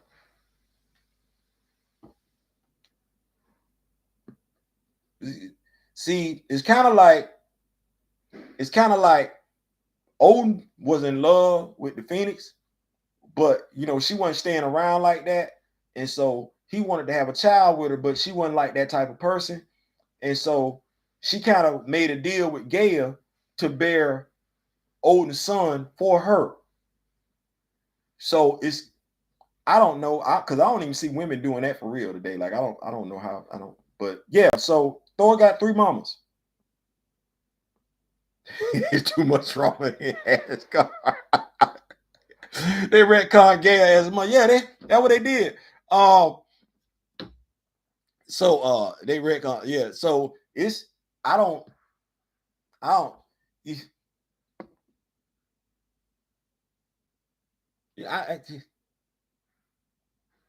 be wanting to say some better stuff, but I don't be knowing. But listen, I'm about up out of here. It's 10:25. We got some days of our lives mess right there. I'm McDonald Carey, and these are the stories of the days of our lives. We could do that all day. But listen, I appreciate y'all for rocking with me. Thank y'all so much for tuning in. What a week it was Wednesday. The Rock With Me Nation. It's all about talking, just having fun and everything. Y'all keep it together. I am gonna be having lives on Saturdays where we'll be talking silly stuff in sports on Saturday and everything like that. Because Saturday is the wind down day. So y'all stay tuned for that. We are gonna be continuing our series, Legends of Wakanda and everything like that. I got some more people, so we're gonna keep bringing that to you. I am going to drop some more comic book reviews. I do want to bring y'all Exiled and everything like that. I think y'all deserve it. I think y'all will love it. 4 issues in, we're gonna get that going on and everything like that.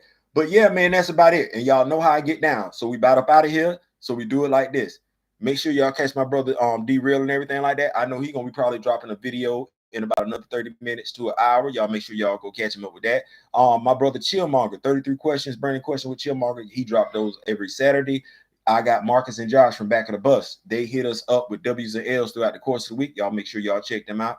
The smoothest monotone voice on YouTube, Kazuko Slevin, for the latest information in regards to anime, superhero movies, and comic books right now. Y'all make sure y'all check him out. Grand Madam Tarot, y'all make sure y'all get with her for tarot card reading. She keeps us up to date with what's going on with these celebrities and other behind the scene news. My brother Nico Bean with the Steen, Young Lion on the roar, on the prowl. He just dropped a video earlier tonight. Y'all make sure y'all check him out. Blues House, y'all go check him out. Blues House drops lives, I want to say just about every night. Blues House review for movies and comments and everything like that. Did I leave out anybody? I hope not. Listen, I appreciate y'all. Y'all give it up for my moderator D Steezel, making sure I stay on point and everything like that. Yes, sir. Yes, sir. Thank you so much, Mr. Bates. We're gonna keep that coming for y'all and everything like that. We're gonna keep bringing those Legends of Wakanda videos. I ain't saying, I'm just saying. Peace.